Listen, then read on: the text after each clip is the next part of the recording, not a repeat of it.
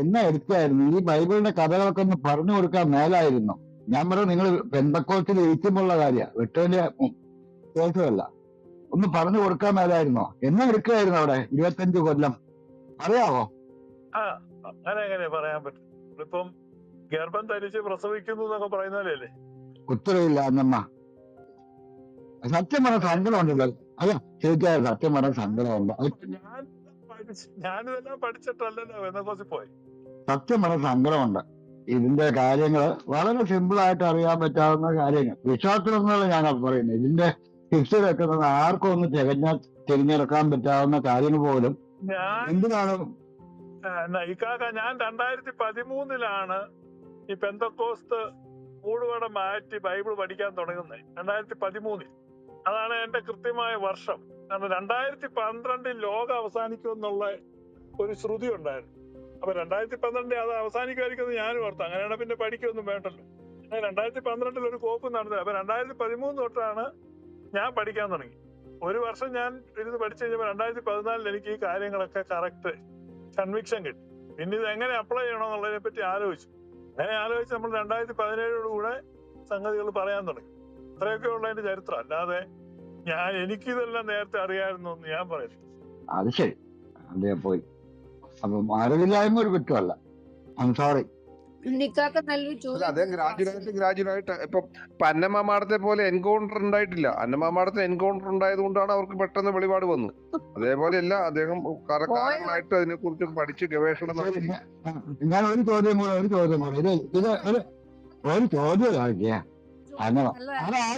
ചോദിക്കാൻ പോകുന്നത്. ഈ തലയില് വെള്ളക്ക വീണ് വെള്ളക്ക പൊട്ടി അതിന്റെ വെള്ളം പുറത്തു വന്നു, ആ വെള്ളം കുടിച്ചു. അതാണ് എൻകൗണ്ടർ. ഞാനെന്ന് പറഞ്ഞ ഒരു കിണർ കുത്തി കുത്തി കുത്തി കുത്തി ആ ഉറവ കണ്ട അവിടുന്ന് വെള്ളം കുടിച്ചു. ടൈം എടുക്കും, മനസ്സിലായോ? ഞാൻ ഒരു ചെറിയ ചോദ്യം നേരത്തെ അവിടെ ചോദിച്ചാണ്, പക്ഷെ അതിന് ആരും മറുപടി വന്നില്ല.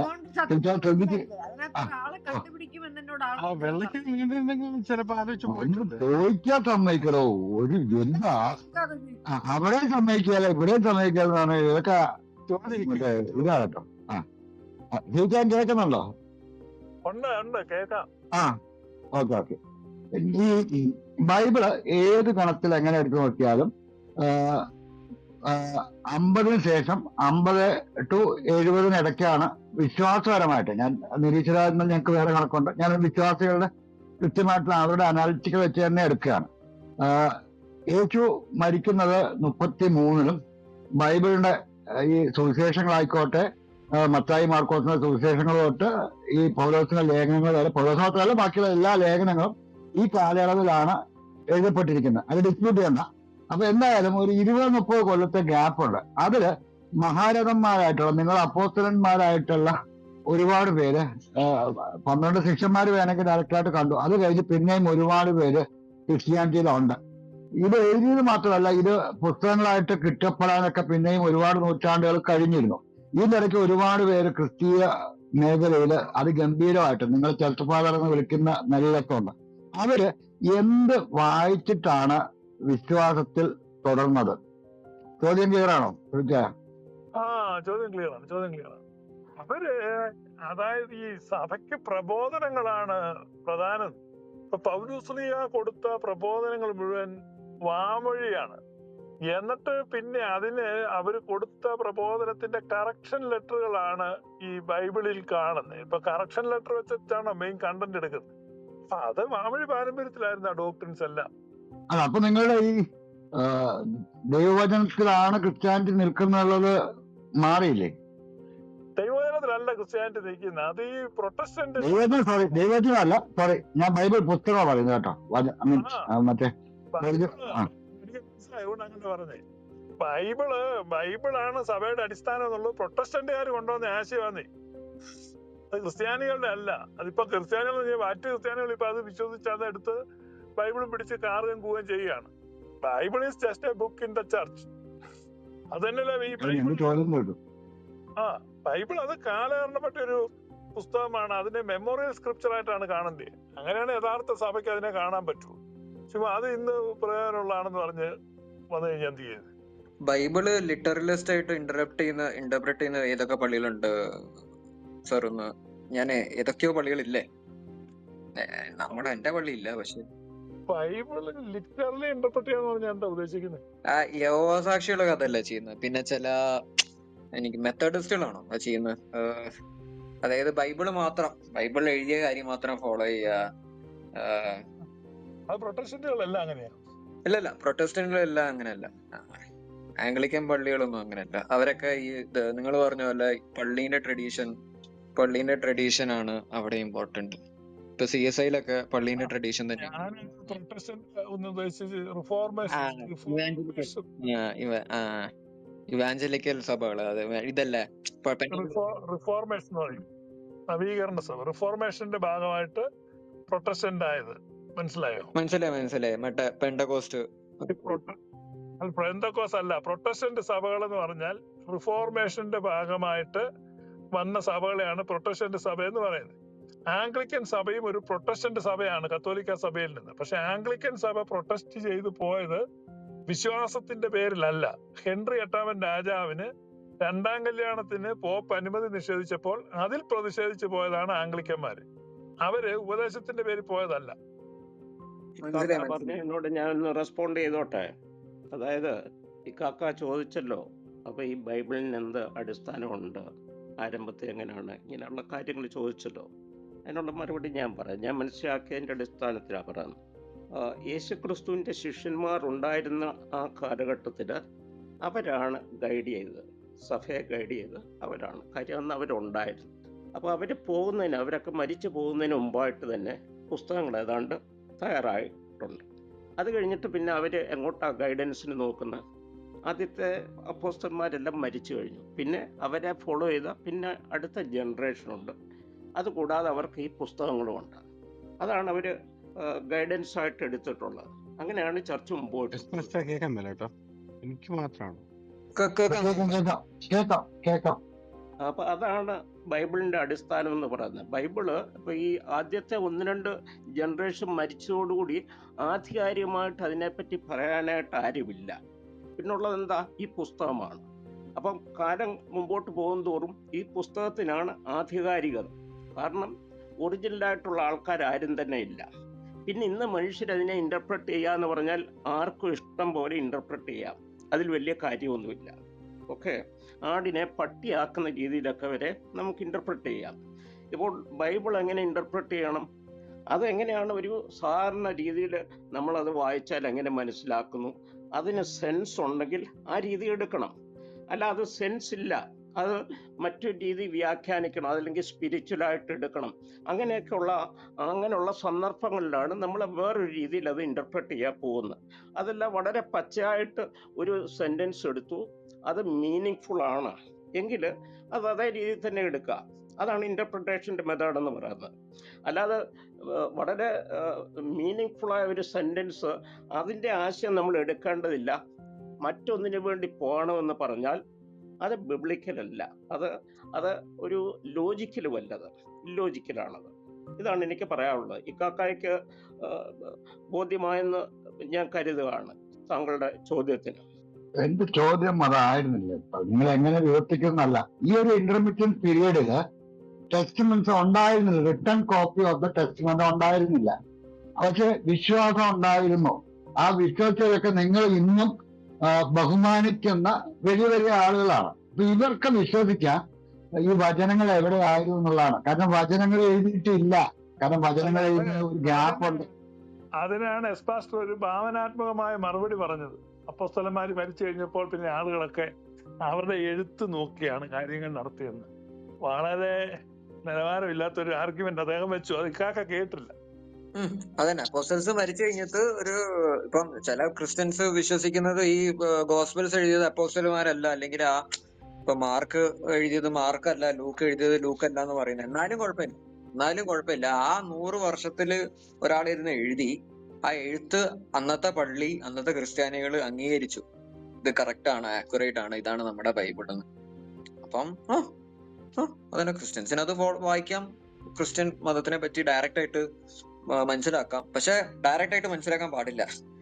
അതാണ് വലിയൊരു അബദ്ധം മിക്ക ആൾക്കാരും ചെയ്യുന്നത്. പള്ളിയിൽ ഇതിനെ പറ്റി ആക്ച്വലി ഇരുന്ന് പഠിച്ച് വിവരമുള്ള ഒരാള് നിങ്ങളെ ഗൈഡ് ചെയ്യാൻ തന്നെ വേണം. ഇപ്പൊ നിങ്ങൾ തന്നെ ബുദ്ധി ഉപയോഗിച്ചിട്ട് ആ ഗൈഡ് ചെയ്ത ആള് പറയുന്നത് കറക്റ്റ് ആണോ, ബൈബിളില് ഇയാളെ തെറ്റിക്കുന്ന രീതിയിൽ ബൈബിൾ കോൺട്രഡിക്ട് ചെയ്യുന്നുണ്ടോ? നമുക്ക് ബുദ്ധി ഉപയോഗിച്ചിട്ട് നമുക്ക് ഇരുന്നിട്ട് ചിന്തിക്കാം. പക്ഷെ വർഷങ്ങളോളം എന്താ പറയാ, ഒരു ഗൈഡ് അല്ലെങ്കിൽ മെന്റർ, പള്ളിയിലത്തെ അച്ഛൻ ബേസിക്കലി, അല്ലെങ്കിൽ ഇത് സെർമൺ ഒക്കെ കൊടുക്കുന്ന നല്ല ആൾക്കാരുണ്ട്, അവരെ ഗൈഡൻസ് ഉപയോഗിച്ചിട്ട് ബൈബിൾ വായിക്കണം. ആരൻ പറഞ്ഞത് അത് ശരിയാണ്. ഒരു പരിധി വരെ ഗൈഡൻസ് വേണം, അത് സംശയമൊന്നുമില്ല. പക്ഷേ നമ്മുടെ പ്രോബ്ലം എന്താണെന്ന് ചോദിച്ചാൽ ഈ ഗൈഡൻസ് എന്ന് പറഞ്ഞാൽ അത് സെറ്റായിപ്പോയി. മനസ്സിലായില്ലേ? ഇപ്പോൾ ഒരു ചർച്ച എന്ന് പറഞ്ഞാൽ അവരൊരു ആശയം എടുത്താൽ അത് സെറ്റാണ്, അതിനങ്ങോട്ടും ഇങ്ങോട്ടും ഒരു മാറ്റവും വരാൻ പറ്റില്ല. അത് ഇല്ലോജിക്കലായിട്ടൊന്ന് കാണിച്ചു കൊടുത്താൽ അവരത് കൺസിഡർ ചെയ്യാൻ തയ്യാറല്ല. അങ്ങനെ വരുമ്പോഴാണ് പ്രോബ്ലം വരുന്നത്. അപ്പം നമുക്കൊരു ഫ്ലെക്സിബിലിറ്റി ഉണ്ടാകണം. ഇല്ലോജിക്കലായിട്ടൊരു കാര്യം, ഇതാ ഇന്ന നിങ്ങൾ ചർച്ച് ഫോളോ ചെയ്യുന്ന ഈ കാര്യത്തിൽ ഇല്ലോജിക്കലാണ്, അപ്പം അത് കൺസിഡർ ചെയ്യാനുള്ള ഒരു മനോഭാവം വേണം. അത് നമുക്കില്ല. ചർച്ചസിന് അങ്ങനെ ഒരു മനോഭാവമില്ല. അവിടെയാണ് ഫെയിലിയർ വരുന്നത്. മനസ്സിലായില്ലേ? ഇന്ന് ഇപ്പം നൂറ്റാണ്ടുകൾ കഴിഞ്ഞു, എത്രയോ കാര്യങ്ങളുണ്ട് ചർച്ചിൽ ബൈബിൾ വിരുദ്ധമായിട്ടുള്ളത്. അതല്ലെങ്കിൽ ആരംഭത്തിൽ സഭാപിതാക്കന്മാർ ചെയ്യാത്ത അല്ലെങ്കിൽ അവരനുകൂലിക്കാത്ത കാര്യങ്ങൾ, അതല്ലെങ്കിൽ അതിനു മുമ്പുള്ള ജൂയിഷ് സൊസൈറ്റി അംഗീകരിക്കാത്ത കാര്യങ്ങൾ എത്രയോ ഉണ്ട്. പക്ഷെ അത് നമ്മൾ കണ്ടിന്യൂ ചെയ്യുകയാണ്. അപ്പം നമ്മൾ അതിനോട് ഒരു ചോദ്യം ചോദിച്ചാൽ അതിന് മറുപടിയില്ല, അതല്ലെങ്കിൽ അത് ഡിസ്കാർഡ് ചെയ്യുന്നു, അത് കൺസിഡർ ചെയ്യില്ല, അതിനെ ആൻസർ ചെയ്യാൻ തയ്യാറാകുന്നില്ല. ഇതൊക്കെയാണ് പ്രോബ്ലം എന്ന് പറയുന്നത്. അപ്പം മനുഷ്യനെ സംബന്ധിച്ചിടത്തോളം ദൈവം തമ്പുരാൻ നമുക്ക് ലോജിക് ആൻഡ് റീസണിങ് എബിലിറ്റീസ് തന്നിട്ടുണ്ട്. അതാണ് നമ്മുടെ ഗൈഡൻസ് എന്ന് പറയുന്നത്, മറ്റൊന്നുമില്ല. ബാക്കി എല്ലാം എടുത്ത് മാറ്റി വെക്കണം. ദൈവം തമ്പുരാൻ ലോജിക് ആൻഡ് റീസണിങ് തന്നിട്ടുണ്ട്, അത് മാത്രമാണ് നമ്മൾ എടുക്കേണ്ടത്. അങ്ങനെ എടുത്തുകൊണ്ട് അവിടെയാണ് നമ്മൾ ബൈബിൾ ആകട്ടെ, ഇനിയും പണ്ട് കാലത്ത് ആരംഭത്തിലുള്ള സഭാപിതാക്കന്മാർ പറഞ്ഞ കാര്യങ്ങളാട്ടെ, ഇതെല്ലാം അതിൻ്റെ അടിസ്ഥാനത്തിലാണ് നമ്മൾ വിചിന്തനം ചെയ്യേണ്ടത്. ഏതെങ്കിലും ഒന്ന് മാത്രം ആബ്സല്യൂട്ട് 100% പെർഫെക്റ്റ് ആണ് എന്നുള്ളൊരു അടിസ്ഥാനത്തിലേക്ക് പോകാൻ ഒരിക്കലും സാധ്യമല്ല. ഇതാണ് എനിക്ക് പറയാനുള്ളത് ഇതിനെപ്പറ്റി. ഞാന് ഫുള്ളായിട്ട് അംഗീകരിക്കില്ല കേട്ടോ. പള്ളികള് മാറും. ആക്ച്വലി പള്ളികള് കുറച്ചുകൂടെ സ്ലോ ആയിട്ട് മാറുന്നു മാത്രം. പള്ളികളിൽ ഒരു സെറ്റ് ആയിട്ടുള്ള ഒരു ഐഡിയോളജി ശരിയാണ്. ഞാനിപ്പം ഒന്ന് അച്ഛന്റെ അടുത്ത് പോയിട്ട് തർക്കിച്ച് അച്ഛന്റെ അടുത്ത് നല്ല അടിപൊളി ആർഗ്യുമെന്റ് ഒക്കെ ഇട്ട് അച്ഛന് ചിലപ്പോൾ സമ്മതിച്ചൊന്നിരിക്കും, പക്ഷെ ബിഷപ്പുമാര് സമ്മതിക്കണമെന്നില്ല, പള്ളിയിലത്തെ കൗൺസില് സമ്മതിക്കണമെന്നില്ല. പക്ഷെ ഇവഞ്ച്വലി അതൊരു ആൾക്കാരുടെ ഇടയിൽ ആ ഒരു ധാരണ വന്ന് അവരത് അച്ഛന്മാർക്ക് ഇടയിൽ ആ ധാരണ വന്ന് അവസാനം പള്ളി അത് അംഗീകരിക്കും. ഇപ്പൊ റോമൻ കത്തോലിക്ക പള്ളി തന്നെ, റോമൻ കാത്തലിക് ചർച്ച് തന്നെ ഇപ്പൊ ട്രൈഡന്റൈൻ മാസ്, ലാറ്റിൻ മാസ് എടുത്തു കളഞ്ഞല്ലേ, 1956-ലോ 1960-ലോ എടുത്തു കളഞ്ഞല്ലോ. എത്ര 100-500 വർഷം ആ മാസ് ഫോളോ ചെയ്തിട്ട് അവര് പറഞ്ഞു ശരിയാണ്, നിങ്ങളെ ഭാഷയിൽ ലിറ്റർജിക്കൽ ഭാഷയിൽ നിങ്ങൾക്ക് ഇഷ്ടമുള്ള ഭാഷയിൽ പള്ളി സർവീസ് നടത്താമെന്ന്.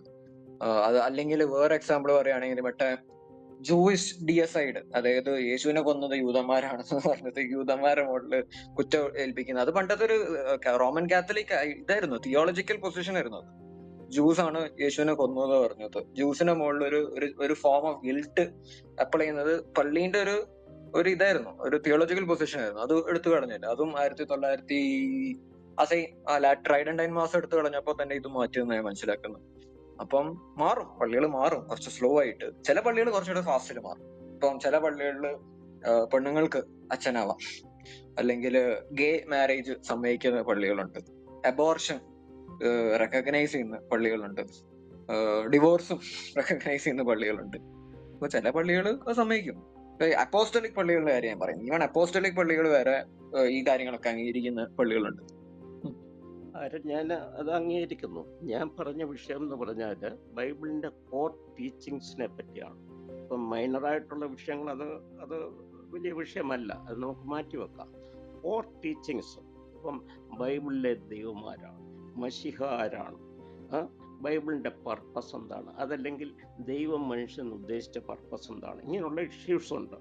അവിടെയാണ് നമ്മൾ മെയിനായിട്ടുള്ള ഫോക്കസ് കൊടുക്കേണ്ടത്. അല്ല മൈനറായിട്ടുള്ള വിഷയങ്ങൾ നമുക്ക് മാറ്റിവെക്കാം, അതൊന്നും അത്ര ഇമ്പോർട്ടൻ്റ് ആയിട്ടുള്ള വിഷയമല്ല. അപ്പം ഇങ്ങനെയുള്ള കാര്യങ്ങൾ, ഇപ്പം ബൈബിൾ എന്ന് പറഞ്ഞാൽ അതൊരു ജൂയിഷ് ബുക്കാണ്, അതിൻ്റെ പശ്ചാത്തലം ജൂയിഷ് പശ്ചാത്തലമാണ്, കൾച്ചറൽ ബാക്ക്ഗ്രൗണ്ട് ജൂയിഷ് കൾച്ചറൽ ബാക്ക്ഗ്രൗണ്ടാണ്. അതിലാണ് നമ്മളത് ബൈബിൾ വായിക്കുകയും പഠിക്കുകയും ചെയ്യേണ്ടത്. അല്ലാതെ നമ്മുടെ പശ്ചാത്തലത്തിൽ, കേരളത്തിൻ്റെ പശ്ചാത്തലത്തിൽ ബൈബിൾ പോയി വായിച്ച് പഠിച്ചാൽ നമുക്കത് മനസ്സിലാകില്ല. ജൂയിഷ് പശ്ചാത്തലത്തിലേക്ക് നമ്മൾ പോയിട്ട് ആ രീതിയിൽ മനസ്സിലാക്കുക അല്ലാതെ വേറൊരു മാർഗമില്ല. അപ്പൊ ആ രീതി നമ്മൾ പരിശോധിച്ച് നോക്കുമ്പോൾ ഇങ്ങനെയുള്ള മെയിൻ 4 ഇഷ്യൂസിലേക്ക് വരിക. അവിടെയാണ് ആരാണ് ദൈവം, ബൈബിൾ പറയുന്ന ദൈവം ആര്, മശിഹാര്, ഇതാണ് ഏറ്റവും മെയിൻ ആയിട്ടുള്ള വിഷയങ്ങൾ എന്ന് പറയുന്നത്. എന്താണ് പർപ്പസ്, എന്താണ് ഈ സേവിങ് പർപ്പസ് എന്ന് പറയുന്നത്, രക്ഷിക്കപ്പെടുക അല്ലെങ്കിൽ രക്ഷപ്പെടുവാനായിട്ട് മനുഷ്യൻ ദൈവം എന്താണ് വെച്ചത്, ഇങ്ങനെയുള്ള അടിസ്ഥാനപരമായിട്ടുള്ള ആശയങ്ങൾ അങ്ങനെയാണെങ്കിൽ എസ് പാസ്റ്റർ ഒരു കാര്യം ചെയ്യും, ആരാണ് ദൈവം, ബൈബിളിന്റെ കോർ സബ്ജക്ട് പാസ്റ്റർ പറ. രണ്ടാമത്തെ രക്ഷ എന്താന്ന് പറ. ഈ രണ്ട് വിഷയങ്ങൾ കേൾക്കാൻ താല്പര്യമുണ്ടെന്ന് പറഞ്ഞേ. ബൈബിൾ ഞാൻ മനസ്സിലാക്കിയെടുത്തോളം ബൈബിൾ പഴയ നിയമമാകട്ടെ പുതിയ നിയമമാകട്ടെ ഒരൊറ്റ ദൈവത്തെ പറ്റിയേ പറയുന്നുള്ളൂ. ആ ദൈവത്തിന്റെ പേര് താൻ തന്നെ വെളിപ്പെടുത്തിയിട്ടുണ്ട്, മോശയ്ക്ക് വെളിപ്പെടുത്തി കൊടുത്തു.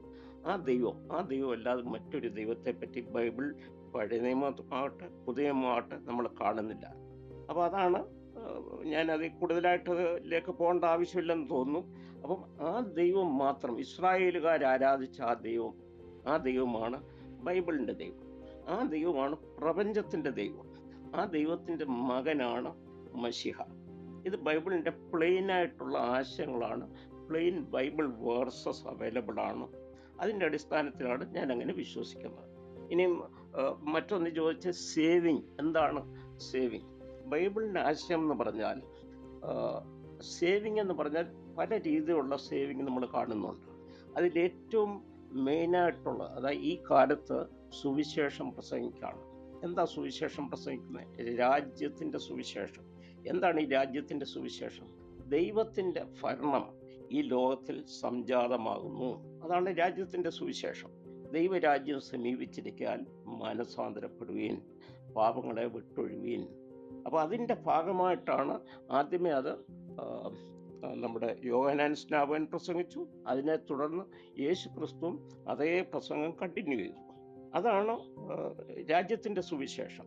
ആ രാജ്യത്തിന്റെ സുവിശേഷത്തിന്റെ ഭാഗമായിട്ടാണ് ക്രിസ്തുവിന്റെ മരണമൊക്കെ വരുന്നത്, അതിന്റെ ഭാഗം മാത്രമാകുന്നത്. ഓക്കെ, അപ്പൊ ഈ യേശു ക്രിസ്തു എന്ന് പറയുന്നത് ഈ രാജ്യത്തിന്റെ സുവിശേഷത്തിന്റെ ഭാഗമായിട്ട് യേശു ക്രിസ്തു മരിച്ചു, അടക്കപ്പെട്ടു.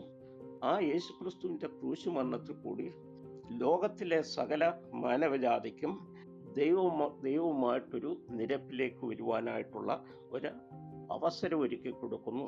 അതാണ് ഗുഡ് ന്യൂസ്. അതിലേക്ക് എല്ലാവരും ഇൻവൈറ്റ് ചെയ്യാണ്. അപ്പോൾ ഈ രാജ്യം യേശുക്രിസ്തുവിന്റെ രാജ്യമാണോ? ദൈവത്തിന്റെ രാജ്യം പറയുന്നുണ്ടല്ലോ, സ്വർഗസ്ഥനായ ഞങ്ങളുടെ പിതാവേ നിന്റെ രാജ്യം വരണമേ. അപ്പൊ യേശുവിന് വേറെ രാജ്യമുണ്ടോ? ഇത് കൂടാതെ യേശുവിന് വേറെ രാജ്യമുണ്ടോ? യേശുവിന് വേറൊരു രാജ്യമില്ല. ദൈവത്തിന്റെ രാജ്യത്തിൽ രണ്ടാമനാണ് യേശു ക്രിസ്തു എന്ന് പറയുന്നത്. Number 2 position. അതാണ് ക്രിസ്തുവിന്റെ സ്ഥാനം. അപ്പൊ ഈ രാജ്യം ഐഹികമാണോ? എഴുതിയൊക്കെ എന്താണ് എന്റെ രാജ്യം ഐഹികമല്ലാന്ന് യേശു ക്രിസ്തു ആ സമയത്ത് പറഞ്ഞു. പക്ഷെ അതുകൊണ്ട് അത് ഐഹികം, ശാശ്വതമായിട്ട് ഐഹികമല്ല. ഞാൻ ചോദിച്ചു തീർന്നില്ല. ഞാൻ പറഞ്ഞത് യഹോവ സാക്ഷികൾ എന്ന് പറഞ്ഞൊരു ഗ്രൂപ്പുണ്ട്. അവർ ഈ രാജ്യം ഐഹികമാണെന്ന് പറഞ്ഞാ നടക്ക്. പാസക്ക ആ കൂട്ടത്തിലല്ലെന്ന് എനിക്കറിയാം. അപ്പോ ഐഹികമായ ഒരു രാജ്യത്തെ പ്രസംഗിക്കുമ്പോ യേശുക്രിസ്തു വ്യക്തമായിട്ട് പറഞ്ഞു തന്റെ രാജ്യം ഐഹികമല്ല. അത് അന്ന് തൽക്കാലത്തേക്ക് യേശു രക്ഷപ്പെടാൻ അങ്ങനെ പറഞ്ഞെന്നുള്ളൂ, പിന്നത്തെ അതിൽ ഐഹികമാക്കി എന്നൊരു വാദം ഉണ്ടോ? അതോ ഇത് ഐഹികമാണോ അല്ലയോ? പാസ്റ്റർക്കൊന്ന് കൃത്യമായിട്ട് പറയാമോ? പറയാം. അത് ആ സമയത്ത് യേശുക്രിസ്തു രാജ്യം സ്ഥാപിച്ചില്ല. അതേസമയം ആ ശിഷ്യന്മാര് ചോദിക്കുന്നുണ്ട്, ഈ കാലത്തിലോ നീ ഈ രാജ്യം സംജാതമാക്കുന്നെന്ന് ചോദിക്കുന്നുണ്ട്. അപ്പൊ അതിന് മറുപടി പറഞ്ഞ എന്താ? അങ്ങനെ ഒരു രാജ്യം വരില്ല എന്നൊന്നുമല്ല പറഞ്ഞത്. ആ രാജ്യം അതെന്ന് പറയുന്നത് പിതാവിന്റെ ഇഷ്ടപ്രകാരം നടക്കാൻ പോകേണ്ട വിഷയമാണ്. അതിനെപ്പറ്റി ഞാനിപ്പോൾ ഒന്നും പറയുന്നില്ല. എക്സാക്ട് വേർഡ്സ് അല്ല ഞാൻ പറയുന്നത്, ആശയമാണ് പറയുന്നത്. അപ്പൊ അത് വേണമെങ്കിൽ നമുക്ക് ബൈബിളിന്റെ വാക്യങ്ങളിലേക്ക് പോവാം. അപ്പൊ അവിടെ പറഞ്ഞേക്കുന്നത് ഒരിക്കലും ഈ രാജ്യം വരില്ല എന്നുള്ള ആശയത്തിലല്ല. ഇപ്പോൾ അത് നിങ്ങൾ അറിയേണ്ട ആവശ്യമില്ല. അത് പിതാവിന്റെ ഇഷ്ടത്തിൽ വെച്ചിട്ടുള്ള വിഷയമാണ്. ആ പിതാവിന്റെ ഇഷ്ടപ്രകാരമുള്ള ആ വിഷയം ഒരിക്കൽ ഭാവിയിൽ സംജാതമാകും. അതുവരെ വെയിറ്റ് ചെയ്യുക എന്നാണ് ഞാൻ മനസ്സിലാക്കിയത്. അല്ല, അത് അപ്പോസ്തല പ്രവൃത്തി 1 അവിടെ പറയുമ്പോ ഈ രാജ്യം ഐഹികമാന്നുള്ള ഒരു ആശയം വരുന്നില്ല. അത് യഥാസ്ഥാനപ്പെടുന്ന എന്താണെന്ന് ചോദിക്കുന്നതേ ഉള്ളൂ. പക്ഷെ യേശു ക്രിസ്തു വളരെ വ്യക്തമായിട്ട് എന്റെ രാജ്യം ഐഹികമല്ല എന്ന് പറഞ്ഞിട്ട്, എന്റെ രാജ്യം തൽക്കാലം അല്ല, ഇപ്പോൾ ഐഹികമല്ലെന്നൊന്നും അല്ല പറഞ്ഞു. എന്റെ രാജ്യം ഐഹികമല്ല, അതൊരു ബ്ലാറ്റൻ സ്റ്റേറ്റ്മെന്റ് ആണ്. അപ്പൊ അതിനെ തിരുത്തുന്ന ഒരു സ്റ്റേറ്റ്മെന്റ് യേശു ക്രിസ്തു പറഞ്ഞിട്ടുണ്ടോ? നിങ്ങൾ ഈ ഐഹിക രാജ്യം പ്രസംഗിച്ചുകൊണ്ട് നടക്കുമ്പോ അനേക ക്രൈസ്തവരെ നിങ്ങൾ ചതിക്കുകയാണ്. നിങ്ങൾ പറയുന്നത് ഐഹിക രാജ്യം വരുന്നു, ഐഹിക രാജ്യം വരുമെന്ന് എവിടെയാണ് യേശു പറഞ്ഞേ? യേശുവിന്റെ രാജ്യം ഐഹികമല്ലെന്ന് വളരെ വ്യക്തമായിട്ട് പറഞ്ഞിട്ടുമുണ്ട്. അപ്പൊ അത് ഒന്ന് പറഞ്ഞിട്ടേ. ഞാൻ പറയാം. ആ യേശുവാണ് നമ്മളെ പഠിപ്പിച്ചത്. എന്താ പഠിപ്പിച്ചത്? സ്വർഗസ്ഥനായ ഞങ്ങളുടെ പിതാവേ, നിന്റെ രാജ്യം വരണമേ. അപ്പൊ ആ സ്വർഗസ്ഥനായ പിതാവിന്റെ രാജ്യം വരണമേ എന്ന് പറഞ്ഞ എവിടെ വരുന്ന കാര്യമാണ് പറഞ്ഞ? ഈ ലോകത്തിൽ വരുന്ന കാര്യമാണ്. അതല്ലെങ്കിൽ പിന്നെ മനുഷ്യൻ അങ്ങനെ പ്രാർത്ഥിക്കുന്നതിന് എന്തർത്ഥമാവുള്ളത്? നമ്മൾ പ്രാർത്ഥിക്കാണ്, സ്വർഗസ്ഥനായ പിതാവേ നിന്റെ രാജ്യം വരണം. എങ്ങോട്ട് വരണമെന്നാണ് നമ്മൾ പ്രാർത്ഥിക്കുന്നത്? ഈ ലോകത്തിൽ വരണമെന്നാണ്. അതല്ലെങ്കിൽ അതിനെന്തെങ്കിലും അർത്ഥമുണ്ടോ? അപ്പം നിശ്ചയമായിട്ടും ആ സ്വർഗരാജ്യം അല്ലെങ്കിൽ പിതാവിന്റെ രാജ്യം ഈ ലോകത്തിൽ വരണം. അത് തന്നെയാണ് യേശു പഠിപ്പിച്ചത്. അതാണ് നമ്മൾ ഇന്നുവരെയും ചൊല്ലിക്കൊണ്ടിരിക്കുന്നത്. ഓക്കെ, ഞാൻ കംപ്ലീറ്റ്. അപ്പോൾ യേശു ക്രിസ്തു ഒരവസരത്തിൽ പറഞ്ഞു, എന്റെ രാജ്യം ഐഹികമല്ല. 2000 വർഷം മുമ്പ്. അപ്പൊ അവര് പ്രതീക്ഷിച്ചിരുന്ന ഉടനെ തന്നെ ഈ ആള് മശിഹ ലോകത്തിന്റെ രാജാവായിട്ട് ഭരണമേൽക്കാൻ പോവുകയാണ്, ഈ റോമൻ ഭരണത്തിൽ നിന്നൊക്കെ സ്വാതന്ത്ര്യം കിട്ടും എന്നൊക്കെ ഉള്ളതായിരുന്നു അവരുടെ പ്രതീക്ഷ. ആ പ്രതീക്ഷയ്ക്ക് മങ്ങലേൽപ്പിച്ചു. യേശു ക്രിസ്തു മരിച്ചതോടുകൂടി അവരുടെ പ്രതീക്ഷകൾ മുഴുവൻ നശിച്ചു. അത് കഴിഞ്ഞ് ഉയർത്തെഴുന്നേറ്റപ്പോഴാണ് അതെല്ലാം വീണ്ടും പച്ച പിടിച്ചു. അപ്പോഴാണ് അവർ ചോദിക്കുന്നത്, ഈ കാലത്തിലോ നീ യഥാസ്ഥാനപ്പെടുത്തി കൊടുക്കുന്ന, ഇസ്രായേലിന് രാജ്യം യഥാസ്ഥാനപ്പെടുത്തി കൊടുക്കുന്ന? അപ്പോഴാണ് മറുപടി പറയുന്നത്, അതുണ്ട്, അത് വരും, പക്ഷെ നിങ്ങൾ ക്ഷമയോടെ കാത്തിരിക്കുക. അത് പിതാവിന്റെ ഹൃദയത്തിൽ വെച്ചിട്ടുള്ള വിഷയങ്ങളാണ്. അതിനുവേണ്ടി വെയിറ്റ് ചെയ്യുക. ഇപ്പോൾ നിങ്ങൾ ചെയ്യേണ്ട ഇതാണ്, ലോകമെമ്പാടും പോയി സുവിശേഷം അറിയിക്കുക. അതാണ് യേശു പറഞ്ഞത്. അപ്പൊ അടുത്ത ചോദ്യം, ഈ പിതാവിന്റെ രാജ്യം പുത്രന്റെയും കൂടെ രാജ്യമാണോ? അതെ. ഈ പുത്രൻ എന്ന് പറഞ്ഞ ആരാണ്? പ്രപഞ്ചത്തിലെ അല്ല, അതൊക്കെ വേറെ വിഷയം, അതൊക്കെ അവിടെയോട്ട് ഓടാതെ. പിതാവിന്റെ രാജ്യം പുത്രന്റെയും കൂടെ ആണല്ലോ. അതെ. അപ്പൊ പുത്രന്റെ രാജ്യത്തിൽ നമ്മൾ ഓൾറെഡി ആണെന്ന് ഇപ്പൊ കൊലാസ്യ ലേഖനം 1-ാം അധ്യായത്തിൽ പറയുന്നത്, സ്നേഹസ്വരൂപനായ പുത്രന്റെ രാജ്യത്തിലാക്കി വെക്കുകയും ചെയ്തു. അപ്പൊ നമ്മെ ഇരുട്ടിന്റെ അധികാരത്തിൽ നിന്ന് വിടുവിച്ചു, സ്നേഹസ്വരൂപനായ പുത്രന്റെ രാജ്യത്തിലാക്കി വെക്കുകയും ചെയ്തു. അപ്പൊ ഇരുട്ടിന്റെ അധികാരത്തിൽ നിന്ന് വിടുവിച്ച് നമ്മളെ വെളിച്ചത്തിൽ പുത്രന്റെ രാജ്യത്തിലാക്കി കഴിഞ്ഞു എന്ന് പൗലോസ്ലീഹ പറയുമ്പോ, ഈ ഏത് ഇരുട്ടിന്റെ അധികാരത്തിൽ നിന്നാണ് അവരെ വിടുവിച്ചേ? പറയാം. ഇരുട്ടെന്ന് പറഞ്ഞാൽ എന്താണ്? അതായത് സാത്താനും അവന്റെ സൈന്യവും അവന്റെ ആധിപത്യവും, അതാണ് ഇരുട്ടെന്ന് പറയുന്നത്. അവന്റെ ഭരണകൂടം, അതാണ് ഇരുട്ട്. അപ്പോൾ ഇന്ന് ലോകം മുഴുവൻ ദുഷ്ടന്റെ അധീനതയിൽ കിടക്കുന്നു എന്നാണ് ബൈബിൾ വാക്യം. അപ്പോൾ ഈ ദുഷ്ടനായ സാത്താനാണ് ഇന്ന് ശരിക്കുള്ള ഭരണാധികാരി. അവന്റെ കയ്യിൽ നിന്ന് സകല മനുഷ്യരും, ഈ സൃഷ്ടി മുഴുവനും വെളിയിൽ വരണം. അപ്പോഴാണ് പൂർണ്ണമായ രീതിയിൽ ഈ ലോകത്തിൽ ദൈവരാജ്യം സ്ഥാപിതമാകുന്നത്. ഇന്ന് കുറെ ആൾക്കാർ, യേശുക്രിസ്തു വിശ്വസിച്ച ആൾക്കാർ, യേശുക്രിസ്തുവിനെ ഫോളോ ചെയ്യാൻ തയ്യാറാകുന്നവർ, സുവിശേഷം അനുസരിച്ച് ജീവിക്കാൻ തയ്യാറാകുന്നവർ, അവരാ വെളിച്ചത്തിലാണ്. കാരണം അവർ പിശാചിന് അവരുടെ മേൽ യാതൊരു വിധമായ അധികാരവുമില്ല. അങ്ങനെയാണ് അവർ വെളിച്ചത്തിന്റെ രാജ്യത്തിലേക്ക് വന്നത്. പ്രസംഗം നടത്താൻ ഉത്തരം പറയാൻ നോക്ക്. ഞാൻ പറഞ്ഞത്, പൗലോസ്ലീഹ അവിടെ എഴുതിയിരിക്കുന്നത് യഹോവയുടെ ന്യായപ്രമാണത്തിന്റെ അധികാരത്തിൽ നിന്ന് വിടുവിക്കുന്ന കാര്യമാണ്. ന്യായപ്രമാണത്തിൽ നിന്നുള്ള വിടുവിക്കലാണ് അവിടെ വിടുവിച്ചു എന്ന് പൗലോസ്ലീഹ എല്ലാ ലേഖനത്തിലും എഴുതി വെച്ചിരിക്കുന്നത്. അപ്പൊ ഇരുട്ടിന്റെ ആധിപത്യം എന്ന് പറയുന്നത് ന്യായപ്രമാണമാണ്. ഇരുട്ടിന്റെ പ്രഭു, അന്ധകാരത്തിന്റെ പ്രഭു യഹോവയുമാണ്. ഞാൻ കൂരിരുളി വസിക്കുന്നത് യഹോവ അരുളിച്ചതെന്നാ പറയുന്നത്. അപ്പൊ അന്ധകാരമാണ്, മരണമാണ് ഈ ന്യായപ്രമാണം നൽകുന്നത്. ആ മരണത്തിന്റെ ദാതാവായ യഹോവയിൽ നിന്നും അവന്റെ ന്യായപ്രമാണത്തിൽ നിന്നും നമ്മെ വിടുവിച്ച് സ്നേഹസ്വരൂപനായ പുത്രന്റെ രാജ്യത്തിലാക്കി വെച്ചു എന്നാണ് ആ ലേഖനം, അതായത് കൊലാസ്യ ലേഖനം 1:13 എഴുതിയിരിക്കുന്നത്. അതിനെ പാസ്റ്റർ വന്നിട്ട് ലോകത്ത് വേറൊരു പിശാച് എങ്ങാണ്ടോടെ കറങ്ങി നടപ്പുണ്ട്, ആ പിശാചിന്ന് വിടുവിക്കും എന്നൊക്കെ ഒരുമാതിരി യക്ഷിക്കഥ പോലെ ഒരു കാര്യം അവതരിപ്പിക്കുന്നില്ലെന്നും അർത്ഥമില്ല പാസ്റ്ററെ. ബൈബിള് ശരിയാവണ്ണം വായിച്ച് മനസ്സിലാക്കണം. പാസ്റ്റർ ആദ്യം ഇവിടെ ഇരുന്ന് പറഞ്ഞല്ലോ, നമ്മൾ ശരിക്കും വായിച്ച് മനസ്സിലാക്കണം. അതുകൊണ്ട് എനിക്കും അതേ പറയാനുള്ളൂ, ശരിക്കും വായിച്ച് മനസ്സിലാക്കുക. അല്ല, അത് ഇപ്പം നമുക്ക് ഓരോരുത്തർക്കും ക്ലെയിം ചെയ്യാം, ഞാൻ വായിച്ചു പഠിച്ചു എനിക്കെല്ലാം അറിയാം, അങ്ങനെ ഓരോരുത്തർക്കും ക്ലെയിം ചെയ്യാം. അതുകൊണ്ട് കാര്യമായില്ലല്ലോ.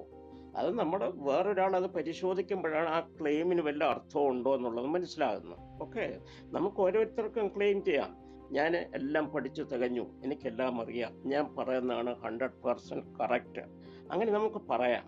പക്ഷെ അതുകൊണ്ട് കാര്യമായില്ല. അത് വേറൊരാൾ അത് നോക്കുമ്പോൾ, അതിനെ പരിശോധിക്കുമ്പോൾ എങ്ങനെയെന്നുള്ളത് അവിടെയാണ് അതിന്റെ പാളിച്ചകൾ കണ്ടെത്തുന്നത്. മനസ്സിലായില്ലേ? ശിവപീഡിയക്കിൽ വെച്ച ആർഗ്യുമെന്റിനെ കണ്ണിക്ക്, വചനം വെച്ച് കണ്ണിക്ക്. അതാ മടക്കി കയറരുത്. അതായത് ഞാൻ കംപ്ലീറ്റ് ആക്കി കഴിയുന്നവരെ ക്ഷമയോടെ കാത്തിരിക്കുക. അത് കഴിഞ്ഞിട്ട് ചോദിച്ചോളൂ, നമുക്ക് സമയമുണ്ടല്ലോ. അപ്പോൾ നമ്മുടെ എന്നോട് ചോദിച്ച ചോദ്യങ്ങൾ ഇതാണ്. അതായത് ഈ പഴയ നിയമം പറയുന്ന ആ ദൈവമാണ് അന്ധകാരത്തിന്റെ അധിപതി. പഴയ നിയമം പറയുന്ന ആ ദൈവം സകലത്തിന്റെ അധിപതിയാ.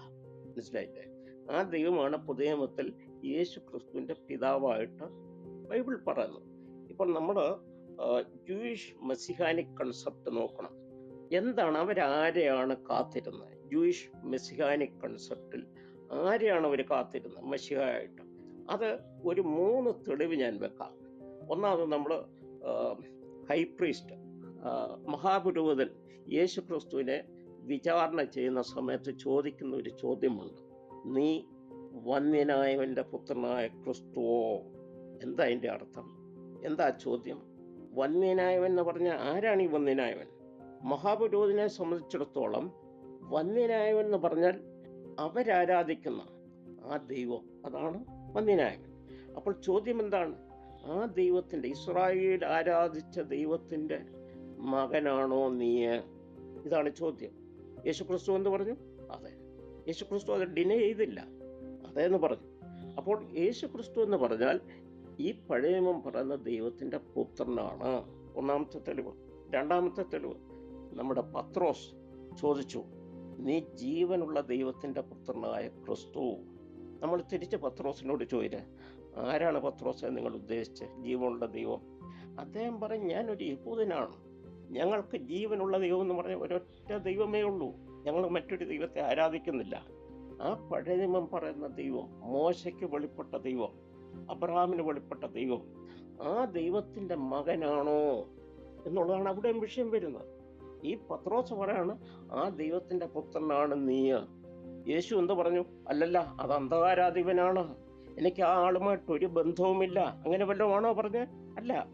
അദ്ദേഹം പറഞ്ഞു, അത് അപ്രൂവ് ചെയ്തു, നീ ഭാഗ്യവാനാണെന്നാ പറഞ്ഞ. ഈ പത്രോസിനെ പറ്റി പറഞ്ഞ് അപ്രൂവ് ചെയ്തു. പത്രോസ് പറഞ്ഞ മെസ്സേജ് അപ്രൂവ് ചെയ്തു. അടുത്ത 3, കേവലം സാധാരണക്കാരായ മനുഷ്യരുണ്ട്, ജൂതന്മാര്. അതിൽ പെടുന്നതാണ് നമ്മുടെ ഈ മാർത്ത, മറിയൊക്കെ, കേവലം വീട്ടമ്മമാര്. അവർക്കും അറിയാം വരാൻ പോകുന്ന മെസ്സിഹ മറ്റാരുമല്ല, അവരാരാധിക്കുന്ന ദൈവത്തിന്റെ മകനാണ്. അപ്പൊ ഇത് പുതിയ നിയമത്തിൽ ഉടനീളം ഈ കൺസെപ്റ്റ് കിടക്കാണ്.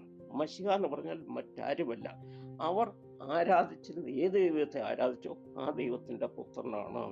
അപ്പൊ നമ്മൾ പറയുകയാണ്, അയ്യോ അങ്ങനെയല്ല, ആ പഴയത്തിൽ പറയുന്ന ആ ദൈവം എന്ന് പറഞ്ഞാൽ അന്ധകാരത്തിന്റെ അധിപനാണ്, ആ ആളിനെ രക്ഷപ്പെടുത്താനാണ് ക്രിസ്തു വന്നേക്കുന്നത് എന്ന് പറയുന്നതിൽ അർത്ഥമുണ്ടോ? നിങ്ങൾ തന്നെ ചിന്തിച്ചു നോക്കുക. നല്ല പ്രസംഗ പാസ്റ്ററെ, നല്ല പ്രസംഗം. പാസ്റ്റർ ഇവിടെ പറഞ്ഞ കാര്യത്തില് നീ ജീവനുള്ള ദൈവത്തിന്റെ, നീ വന്യനായവന്റെ പുത്രനാണോ എന്ന് ചോദിച്ചാൽ അത് യേശു ക്രിസ്തുവിന്റെ ക്ലെയിം ആണ്. യേശു അങ്ങനെ ക്ലെയിം ചെയ്തു എന്ന് പറഞ്ഞാണ് അവിടെ പരാതി കൊടുത്തിരിക്കുന്നത്. അപ്പോ പുരോഹിതൻ ചോദിക്കുക, നീ വന്യനായവന്റെ പുത്രനാണോ എന്നല്ലാതെ ആ പുരോഹിതൻ വന്യനായവന്റെ പുത്രനെ കാത്തിരിക്കാന്ന് ഒരു തെളിവുമില്ല. ഇതാണ് നേരെ തിരിച്ച് വ്യാഖ്യാനിക്കുന്നത്. വന്യനായവന്റെ പുത്രനാണെന്നുള്ള യേശുവിന്റെ ക്ലെയിം കുറ്റപത്രത്തിൽ കൊടുത്തിരിക്കുക കോടതിയിൽ. അപ്പൊ ജഡ്ജി എന്ന നിലയ്ക്ക് പുരോഹിതൻ ചോദിക്കുകയാണ്, നീ വന്യനായവന്റെ പുത്രനാണോ? അതെ ഞാനാകുന്നു. അയ്യോ, വന്യനായവന്റെ പുത്രനെ കാത്ത് ഞങ്ങളൊക്കെ ഇരിക്കുകയായിരുന്നു, എന്നാ പിന്നെ ഇരുന്നാട്ടെ എന്നല്ലല്ലോ പറഞ്ഞേ. വന്യനായവന്റെ പുത്രനെ കാത്തിരിക്കുകയായിരുന്നു പുരോഹിതനെങ്കിൽ ഞാൻ വന്യനായവന്റെ പുത്രനാണെന്ന് പറയുമ്പോൾ പുരോഹിതൻ അവിടെ കസേര വലിച്ചിട്ട് കൊടുത്താലേ അവിടെ എഴുന്നേറ്റ് നിന്നേനെ. ഇത് വന്യനായവന് പുത്രൻ ഇല്ലെന്നുള്ള പുരോഹിതൻ വിശ്വസിക്കുന്നത്. വന്യനായവന് പുത്രൻ ഉണ്ടെന്ന് വിശ്വസിക്കുന്നത് ബ്ലാസ്ഫമിയാണെന്നാണ് പുരോഹിതൻ വിശ്വസിക്കുന്നത്. അതുകൊണ്ടാണ് അവനെ ക്രൂശിക്കാൻ ഏൽപ്പിക്കുന്നത്. ഇത് ആരെയാ പാസ്റ്റർ തെറ്റിദ്ധരിപ്പിക്കുന്നത്? വന്ധ്യനായവന് പുത്രനുണ്ടെന്നും ആ പുത്രനെ കാത്താണ് ഞങ്ങളെല്ലാം ഇരിക്കുന്നതെന്നും പഴയ നിയമത്തിൽ നിന്ന് വാക്യമെടുക്കുക പാസ്റ്ററെ. ഞങ്ങളുടെ പുതിയ നിയമത്തിൽ നിന്ന് വാക്യമെടുത്തിട്ടാണോ നിങ്ങൾ വ്യാഖ്യാനിക്കുന്നത്? ഇനി അടുത്തത് യെശയ്യാ 44:24 യഹോവ പറയുന്നു, ഞാൻ ഭൂമിയെ പരത്തി, ചപ്പാത്തി പരത്തുന്നു അല്ലെ, ഞാൻ ഭൂമിയെ പരത്തുന്ന സമയത്ത് ആരെന്റെ കൂടെ ഉണ്ടായിരുന്നു? ആരുമില്ല, ഞാൻ ഒറ്റയ്ക്ക് ഇതിനെ പ്രവർത്തിച്ചു. നിരന്തരമായ യഹോവയുടെ ക്ലെയിമാണ്. യെശയ്യാ 45:18 യഹോവ എന്ന ഞാൻ എന്റെ കൈ കൊണ്ട് ഇതിനെ സൃഷ്ടിച്ചു, വേറൊരുത്തനുമില്ല. പക്ഷെ ഞങ്ങളുടെ പുസ്തകത്തിൽ പറയുന്നത് ഉളവായതൊന്നും അവനെ കൂടാതെ ഉളവായിട്ടില്ല. ഇത് പരസ്പര വിരുദ്ധമല്ലേ? ഉളവായതൊന്നും അവനെ കൂടാതെ ഉളവായിട്ടില്ലെന്ന് പറഞ്ഞ് പുത്രൻ തമ്പുരാനെ പറ്റി പറയുകയാണ്. പിതാവിന് തുല്യ സത്തയുള്ള, സമത്വമുള്ള, സമസ്തുത്യനായ, സമനിത്യനായ, സമസത്തയുള്ള ഒരു പുത്രനെയാണ് ക്രിസ്ത്യാനിറ്റി അവതരിപ്പിക്കുന്നത്. ഒരു ഇൻഫീരിയർ ആയിട്ടുള്ള ഒരാളെ അല്ല. പാസ്റ്റർ പറഞ്ഞ പോലെ രണ്ടാമനോ താഴ്ന്നവനോ വ്യത്യസ്തനോ ഒന്നുമല്ല, പിതാവിന് തുല്യൻ. അതുകൊണ്ട് പിതാവിന്റെ രാജ്യം എന്ന് പറയുമ്പോൾ തന്നെ കൊലാസ്യ ലേഖനത്തിൽ അത് പുത്രന്റെ രാജ്യം എന്നും പറയാം. പാസ്റ്റർ പറഞ്ഞല്ലോ, നിന്റെ രാജ്യം വരണമെന്ന് യേശു പഠിപ്പിച്ചു, പ്രാർത്ഥിക്കാൻ പഠിപ്പിച്ചു. ശരിയാണ്, പക്ഷെ അത് പുത്രന്റെ രാജ്യവും കൂടെ ആണെന്ന് കൊലാസ്യ ലേഖനത്തിലുണ്ട്. അപ്പൊ അത് പിതാവിന്റെ രാജ്യം മാത്രമല്ല. അപ്പൊ അതുകൊണ്ട് ഈ വചനങ്ങളുടെയൊക്കെ അടിസ്ഥാനത്തില് പാസ്റ്ററുടെ അവകാശവാദങ്ങള് വെറും വെള്ളത്തിൽ വരയ്ക്കുന്ന രേഖ പോലെ മാത്രമാണ്. വിടുതൽ, വിമോചനം എന്ന് പറയുന്നത് ന്യായപ്രമാണത്തിൽ നിന്നുള്ള വിമോചനമാണ്. അതിന് എത്ര വാക്യങ്ങൾ വേണേലും ബൈബിൾ വാക്യങ്ങൾ തരാം. വിടുതൽ എന്ന് പറയുന്നത്, ഡെലിവറൻസ് എന്ന് പറയുന്നത്, സ്വാതന്ത്ര്യം എന്ന് പറയുന്നത്, ഈ വിവക്ഷകളൊക്കെ പുതിയ നിയമത്തിൽ ന്യായപ്രമാണത്തിന്റെ കീഴിൽ നിന്നുള്ള വിമോചനമാണ്. ന്യായപ്രമാണത്തിന്റെ കീഴിൽ നിന്ന്. ആ ന്യായപ്രമാണത്തിന്റെ ദാതാവ് യഹോവയാണ്. ആ യഹോവയാണ് പഴയ നിയമത്തിൽ ഏദൻ തോട്ടത്തിൽ ഉപായത്താൽ ഹൗവയെ ചതിച്ച സർപ്പം, പുരാതന സർപ്പം. അത് യാതൊരു സംശയവും ഇല്ല. അതാണ് പാസ്റ്റർ വെച്ചോണ്ടിരിക്കുന്നത്. ഞാൻ മറുപടി പറഞ്ഞോട്ടെ. അതായത് എന്നോട് ചോദിച്ച പഴയമത്തിൽ നിന്ന് വാക്യം ഉദ്ധരിക്കാനായിട്ട് വാക്യമുണ്ട്. പഴയമത്തില് സങ്കീർത്തനം 2:6, 7, 8 അവിടെ യഹോവയായ ദൈവം ക്രിസ്തുവിനോട് പറയുകയാണ്, നീ എൻ്റെ പുത്രൻ, ഇന്ന് ഞാൻ നിന്നെ ജനിപ്പിച്ചിരിക്കുന്നു. അദ്ദേഹം അങ്ങ് പോയോ? എനിവേ ഞാൻ പറയാണ്, നിങ്ങൾ കേൾവിക്കാരെ ചിന്തിച്ചോളുക. അപ്പോൾ അവിടെ പറയാണ്, യഹോവയായ ദൈവമാണ് പറയുന്നത്. ആരോടാ പറഞ്ഞു? മശിഹായോട് പറഞ്ഞു. എന്തു പറഞ്ഞു? നീ എൻ്റെ പുത്രൻ, ഇന്ന് ഞാൻ നിന്നെ ജനിപ്പിച്ചിരിക്കുന്നു. എന്നോട് ചോദിച്ചോളുക, ഞാൻ ജാതികളെ നിനക്ക് അവകാശമായും ഭൂമിയുടെ അറ്റങ്ങളെ കൈവശം ഭരിക്കുന്ന ഒരു രാജാവിനെ പറ്റിയാണ് ഇവിടെ പറയുന്നത്. അതാരാ? മശിഹായ. ആ മശിഹ ആരാണ്? യഹോവയുടെ മകനാണെന്ന് യഹോവയാണ് പറയുന്നത്, മറ്റാരുമല്ല പറയുന്നത്. ഓക്കെ, അതേ വാക്യമാണ് എബ്രായർ 5:5 ഉദ്ധരിച്ചേക്കാണ്.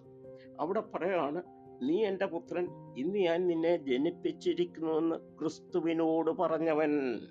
അപ്പം ക്രിസ്തുവിനോട് പറഞ്ഞു, നീ എൻ്റെ പുത്രൻ, ഇന്ന് ഞാൻ നിന്നെ ജനിപ്പിച്ചിരിക്കുന്നു. ആര് പറഞ്ഞു? യഹോവ പറഞ്ഞു. യഹോവയാണ് പറയുന്നത്, നീ എൻ്റെ പുത്രൻ, ഇന്ന് ഞാൻ നിന്നെ ജനിപ്പിച്ചിരിക്കുന്നു. ആരോട് പറഞ്ഞു? യേശു ക്രിസ്തുവിനോട്. ഇവര് തമ്മിലുള്ള ബന്ധം എന്താ? യഹോവയുടെ പുത്രനാണ് യേശു ക്രിസ്തു, യേശു ക്രിസ്തുവിന്റെ പിതാവാണ് യഹോവയായ ദൈവം. വ്യക്തമായ കാര്യമാണ്. ഓക്കെ, അപ്പൊ അതിനെ ലംഘിച്ചുകൊണ്ട് ഈ പഴയമത്തിലെ ദൈവം അന്ധകാരത്തിന്റെ അധിപതിയാണെന്നൊക്കെ പറഞ്ഞാൽ അത് മഹാശാപമാണ്. നമുക്ക് നിത്യനാശം ലഭിക്കാനായിട്ടുള്ള മാർഗമാണ്. അതിനായിട്ട് ആരും പോകരുത് എന്ന് ഞാൻ വിനീതമായിട്ട് അഭ്യർത്ഥിക്കുകയാണ്. ഞാൻ കാത്തിരിക്കുകയായിരുന്നു പ്രാക്ക് വരുന്നുണ്ടോന്ന്. അത് വന്നു. പാസ്റ്റർ എന്തെങ്കിലും ഒരു ആശയം പറയുമ്പോൾ ചുമ്മാ പ്രാഗ് നേരുക ഒന്നും ചെയ്തിട്ട് കാര്യമില്ല. ഈ യഹോവയുടെ പ്രാക്കെന്നൊന്ന് പറഞ്ഞു കഴിഞ്ഞാൽ ഈ കാക്ക പോത്തിനെ പ്രാകുന്ന പോലെ ഉള്ളൂ. അവിടെ അയാളുടെ അമ്പലമൊക്കെ പൊളിച്ച് അയാളുടെ ആളുകളെ എല്ലാം തല്ലി ഓടിച്ചിട്ട് വല്ലതും സംഭവിച്ചു. അപ്പൊ അതിലൊന്നും വലിയ കാര്യമൊന്നും. പാസ്റ്റർ ഒരു കാര്യം മനസ്സിലാക്കുക, യഹോവയ്ക്കൊരു മകനുണ്ടെന്ന് യഹോവ എപ്പോഴും സമ്മതിക്കുന്നുണ്ടോ? ഒടുവിൽ കുറ്റസമ്മതം നടത്തിയല്ലേ എന്ന് ചോദിക്കുന്ന പോലെ യഹോവ എപ്പോഴാ പറഞ്ഞ യഹോവയ്ക്ക് മകനുണ്ടെന്ന്? ഞാൻ ഏകനാണെന്നും എന്റെ കൂടെ വേറെ ആരുമില്ലെന്നും ഞാൻ ഒറ്റയ്ക്കാണെന്നും പറയുന്ന ആളല്ലേ യഹോവ. നിങ്ങൾ യഹോവയെ ആരാധിക്കുമ്പം യഹോവയുടെ പുത്രനെ കൂടെ കൂട്ടിയാണോ ആരാധിക്കുന്നത്? ക്രൈസ്തവരുടെ ദൈവം പിതാവായ ദൈവമാണ്. ആ പിതാവായ ദൈവത്തിന് പുത്രന് പരിശുദ്ധാത്മാവും ഉണ്ട്. അത് ക്രൈസ്തവരായിരിക്കും പിതാവിനും പുത്രനും പരിശുദ്ധാത്മാവിനെയാണ് ആരാധിക്കുന്നത്. പിതാവിനും പുത്രനും പരിശുദ്ധ റൂഹായിക്ക് സ്തുതി. ഒരു ലജ്ജയും ഞങ്ങൾക്കില്ല, ഒരു മറച്ചുവെക്കലും ഇല്ല. അതോ ഇനി യഹോവയുടെ ജാരസന്തതിയായിട്ട് വല്ലോ ഒളിപ്പിച്ചു വെച്ചിരിക്കണോ? നിങ്ങൾക്ക് എങ്ങനെയാണ് ഈ യഹോവയ്ക്ക് മകനുണ്ടെന്ന് പറയാൻ പറ്റുന്നത്? യഹോവ കോപിക്കുന്നതും യഹോവ തീ ഇറക്കാൻ പോകുന്നതും നിങ്ങളുടെ തലക്കെട്ടാണ്. കാരണം അങ്ങേർക്കില്ലാത്ത മകൻ ഉണ്ടെന്ന് നിങ്ങൾ പറയുന്നുണ്ട്. നിങ്ങളുടെ തലയിൽ ഇടുത്തി വീഴും, നിങ്ങളുടെ കാലെ പാമ്പും കടിക്കും. സംശയമില്ലാത്ത കാര്യമാണ്. എനിക്കൊരു കോപ്പും വരികയില്ല. കാരണം യഹോവയ്ക്ക് ഇഷ്ടം. യഹോവ ഏകനാന്നാ ഞാൻ പറയുന്നത്. അങ്ങേര് ഏകനാണ്, ഒറ്റപ്പൂരാടനാണ്, ഒറ്റയാനാണ്. അങ്ങേരുടെ ക്ലെയിം ആണത്. അങ്ങേരുടെ കൂടെ ഒരുത്തനും കയറിയിരിക്കുന്ന അങ്ങേർക്ക് ഇഷ്ടമില്ല. അതുകൊണ്ട് അദ്ദേഹം നോക്കുമ്പോൾ ഈ സത്യം, അങ്ങേർക്ക് മകനുമില്ല, ഭാര്യയില്ല, ഒരു കോപ്പും ഇല്ല എന്നുള്ള സത്യം പറയുന്ന ഒരുത്തൻ ക്ലബ് ഹൗസിൽ ഇരിപ്പുണ്ട്. ശിവു പീഡിയക്കല്ലേ. കൊള്ളാം മോനെ. മോനെ ഒന്നും വിളിക്കത്തില്ല, എന്നാലും നോക്കിട്ടോ കൊള്ളാം. എന്തെങ്കിലും ഫേവർ ഉണ്ട് അത് എനിക്കേ ചെയ്യത്തുള്ളൂ. എസ് പാസ്റ്ററെ, ഞാൻ ഉറപ്പായിട്ട് പറയാണ്, താങ്കളുടെ തലയിൽ ഇടി വീഴും, താങ്കളുടെ കാലം വലിയ പാമ്പ് ഒന്ന് കൊത്തും. കാരണം യഹോവ നിങ്ങൾക്ക് എതിരാണ്. അങ്ങേർക്ക് മകനുണ്ടെന്നുള്ള ദൈവദൂഷണം നിങ്ങൾ പറഞ്ഞിരിക്കുക. മനസ്സിലായോ? അങ്ങേർക്ക് മകനുണ്ട്. നിങ്ങളതിന് വചനം എടുത്ത് വെക്കുക, പുള്ളിക്ക് മോനുണ്ടെന്ന്. ചുമ്മാ ഓരോ മണ്ടത്തരവും പറഞ്ഞുകൊണ്ട് വരിക. ഇനി സദൃശവാക്യം 30 ദൈവത്തിന് മോനുണ്ട്, പേരറിയാവുന്ന അവിടെ ചോദിച്ചിട്ടുണ്ട്. ലാമേക്ക് ആ വാക്യം ഒന്ന് എടുത്തോണ്ട് വന്നേക്കല്ലേ. സമയം കളയായിരിക്കും അഡ്വാൻസ് പറഞ്ഞത്. യഹോവ ഏകനാന്നാ പറഞ്ഞിരിക്കുന്നത്. യഹോവയുടെ കൂടെ സൃഷ്ടിച്ച സമയത്ത് ഒരാളുണ്ട്. ഞങ്ങളുടെ ദൈവത്തിന്റെ സൃഷ്ടിയുടെ സമയത്ത് ഉളവായതൊന്നും അവനെ കൂടാതെ ഉളവായിട്ടില്ല. സകലതും അവൻ മുഖാന്തരവും അവന് വേണ്ടിയും സൃഷ്ടിക്കപ്പെട്ടു. ഇതൊക്കെ പൗലോസ് ശ്ലീഹായുടെയും യോഹന്നാൻ ശ്ലീഹായുടെയും ഒക്കെ പഠിപ്പിക്കലാണ്. അതുകൊണ്ട് ഞങ്ങളുടെ ട്രിനിറ്റിക്ക് വ്യക്തമായ നിർവചനമുണ്ട്. ആ ട്രിനിറ്റി നിങ്ങളുടെ യഹോവ ഇല്ല. യഹോവ ട്രിനിറ്റി അല്ല, ഒരു ബന്ധവും യഹോവയ്ക്കില്ല. ഞാൻ കൃത്യമായ വാക്യമാണ് വെച്ചത്. താങ്കൾ അതിനെപ്പറ്റി ഒന്നും പറഞ്ഞില്ല. സങ്കീർത്തനം കേട്ടില്ല. പറയാവോ? എനിക്ക് ഞാൻ പറയുന്നതിനിടയ്ക്ക് കയറി പറയരുത്. ഞാൻ വ്യക്തമായ വാക്യം പഴയ നിയമത്തിൽ നിന്ന് എടുത്തു വെച്ചു. എന്നോട് ചോദിച്ചു പഴയ നിയമത്തിൽ നിന്ന് വാക്യം എടുക്കാൻ പറഞ്ഞു. ഞാൻ അതാണ് എടുത്ത് കാണിച്ചത്. എന്താണ്? യഹോവ എന്നോട്, നീ എൻ്റെ പുത്രൻ, ഇന്ന് ഞാൻ നിന്നെ ജനിപ്പിച്ചിരിക്കുന്നു. യഹോവ ആരോടാണ് അങ്ങനെ പറഞ്ഞത്? അത് മറുപടി പറയണ്ടേ? അത് നമ്മുടെ ബൈബിളിലുള്ളതാണ്. നമ്മൾ ഓരോരുത്തരും കൊണ്ട് നടക്കുന്ന ബൈബിളിലുള്ളതാണ്. അപ്പോൾ അവിടെ പറഞ്ഞേക്കാണ്, യഹോവയായ ദൈവം പറഞ്ഞേക്കാണ്, മശിഹായോടാ പറഞ്ഞത്, നീ എൻ്റെ പുത്രനാണ്, നീ നിന്നെ ജനിപ്പിച്ചിരിക്കുന്നു. ആ മശിഹ ലോകം മുഴുവൻ ഭരിക്കാൻ പോകുന്ന ഒരു രാജാവാണെന്ന് ഇവിടെ പറയുന്നു. ഇതാണ് ജൂയിഷ് മെസ്സിയാനിക് കൺസെപ്റ്റ്. ഈ വാക്യത്തിൽ നിന്നാണ് യഹൂദന്മാർ മെസ്സിയാനിക് കൺസെപ്റ്റ് തന്നെ ഡിറൈവ് ചെയ്തേക്കുന്നത്. അതുകൊണ്ടാണ് ഇവർ ചോദിക്കുന്നത്, മഹാവിരോധം ചോദിക്കുന്നത്, നീ വന്യനായവന്റെ പുത്രനായ ക്രിസ്തുവാണോ? രണ്ടാം സങ്കീർത്തനത്തിൽ പറയുന്ന ആള് നീയാണോ? ഇതാണ് ചോദിക്കുന്നത്. മനസ്സിലായില്ലേ? അപ്പൊ അതിനുള്ള മറുപടി യേശു എന്താ പറഞ്ഞത്? അതെ, ഞാനാകുന്നു. നമ്മളത് അതിനെതിരായിട്ട് നിൽക്കേണ്ട ആവശ്യം എന്താണ്? എനിക്ക് മനസ്സിലാകുന്നില്ല. എന്നാണ് ഈ യഹോവയ്ക്ക് പുത്രനുണ്ടായത്? യഹോവയ്ക്ക് പുത്രനുണ്ടായപ്പം യഹോവ ലഡു വിതരണം നടത്തിയോ? യഹോവ പറയുന്നുണ്ടല്ലോ, ഞാൻ ഒറ്റയ്ക്കാണെന്ന് പറഞ്ഞോണ്ടിരുന്നപ്പോ ഈ പുത്രൻ പുള്ളിയുടെ അടുത്തുണ്ടായിരുന്നോ? അതൊന്ന് പറ പാസ്റ്റർ, എന്നാ ഉണ്ടായെന്ന് പറ. നിങ്ങളിപ്പോ അവിടെ വാക്യമുണ്ട്, അതിന്റെ വാക്യത്തിനൊക്കെ അർത്ഥമൊക്കെ ഞങ്ങൾക്കറിയാം. അതിപ്പം ഇവിടെ വിഷയത്തിന്റെ വിപുലീകരണം ഉണ്ടാക്കുന്നില്ല. കൃത്യമായിട്ട് പാസ്റ്റർ പറയാം, എപ്പോഴാണ് ഉണ്ടായത്, മകൻ ഉണ്ടായത് എപ്പോഴാന്ന് പറ.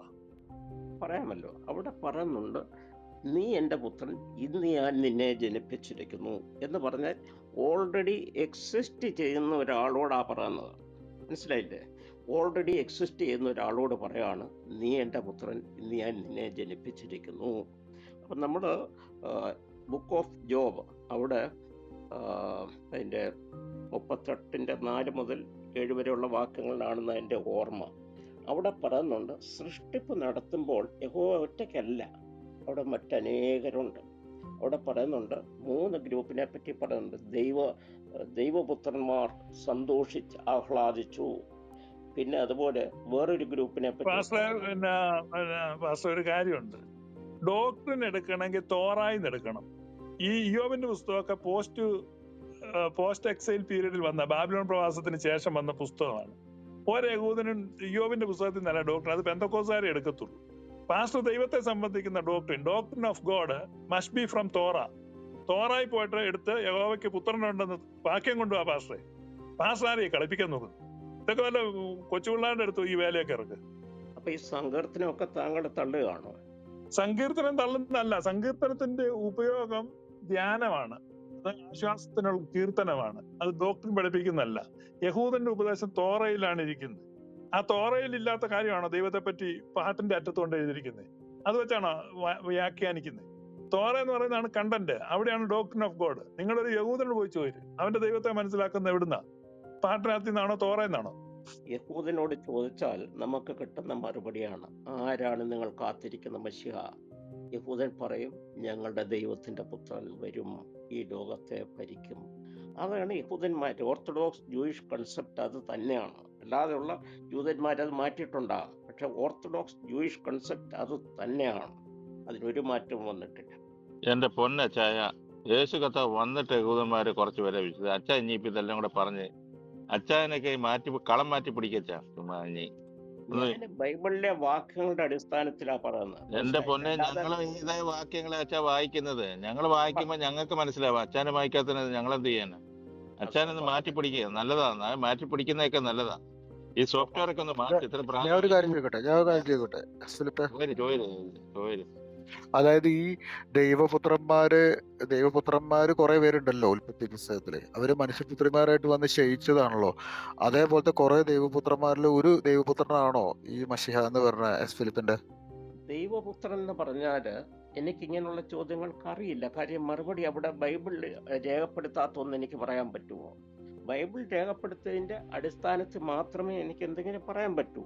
ഇല്ലാത്ത ഉണ്ടാക്കി സങ്കല്പിച്ച് പറഞ്ഞിട്ട് കാര്യമുണ്ടോ? ഞാൻ കളരുന്നില്ലേ ഇവര്? നിങ്ങൾ അത് അംഗീകരിക്കുമോ? ഒരിക്കലുമില്ല.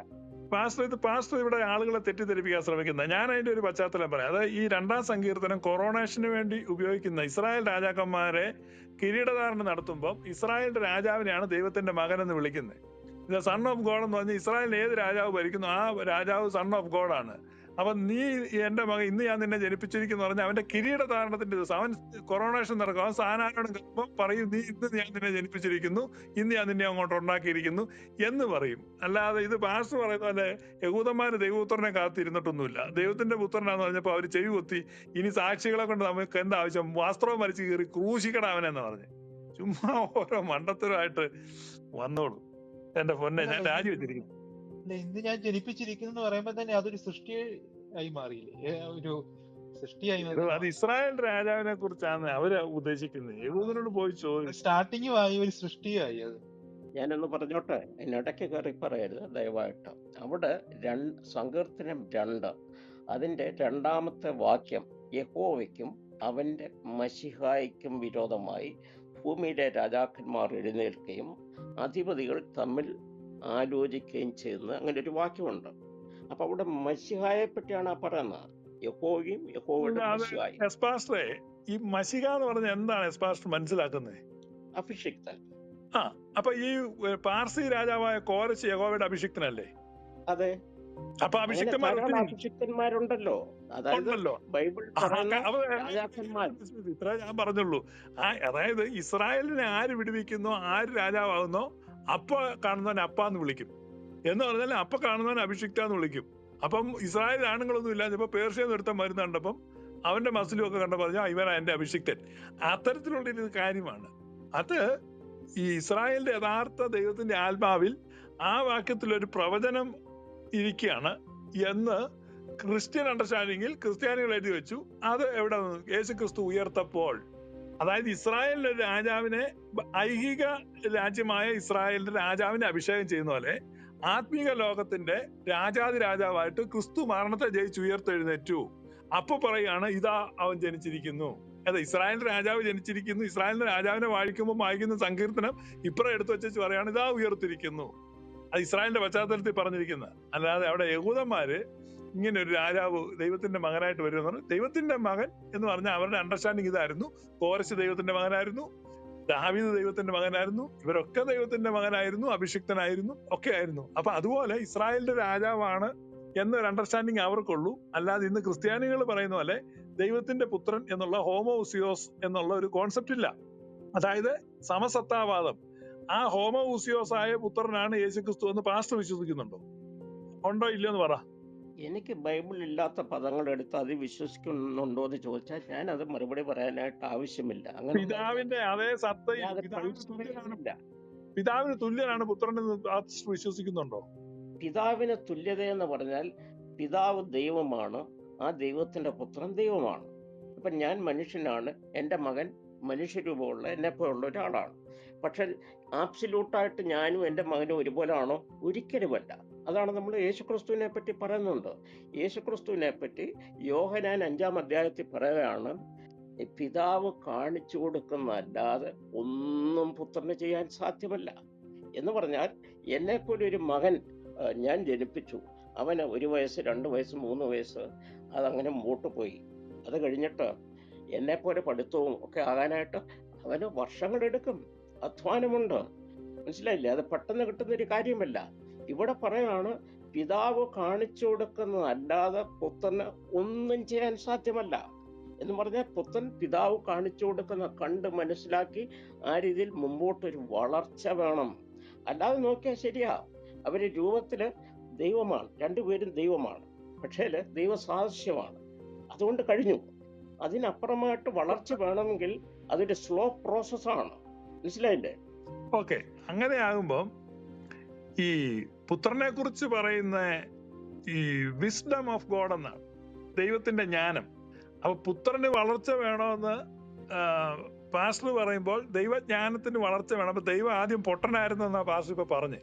കാരണം പാസ്റ്റർ പറയുമ്പോൾ ഈ വിസ്ഡം ഓഫ് ഗോഡ്, ഈ is the wisdom of God എന്ന് വ്യക്തമായിട്ട് പറയാണ്.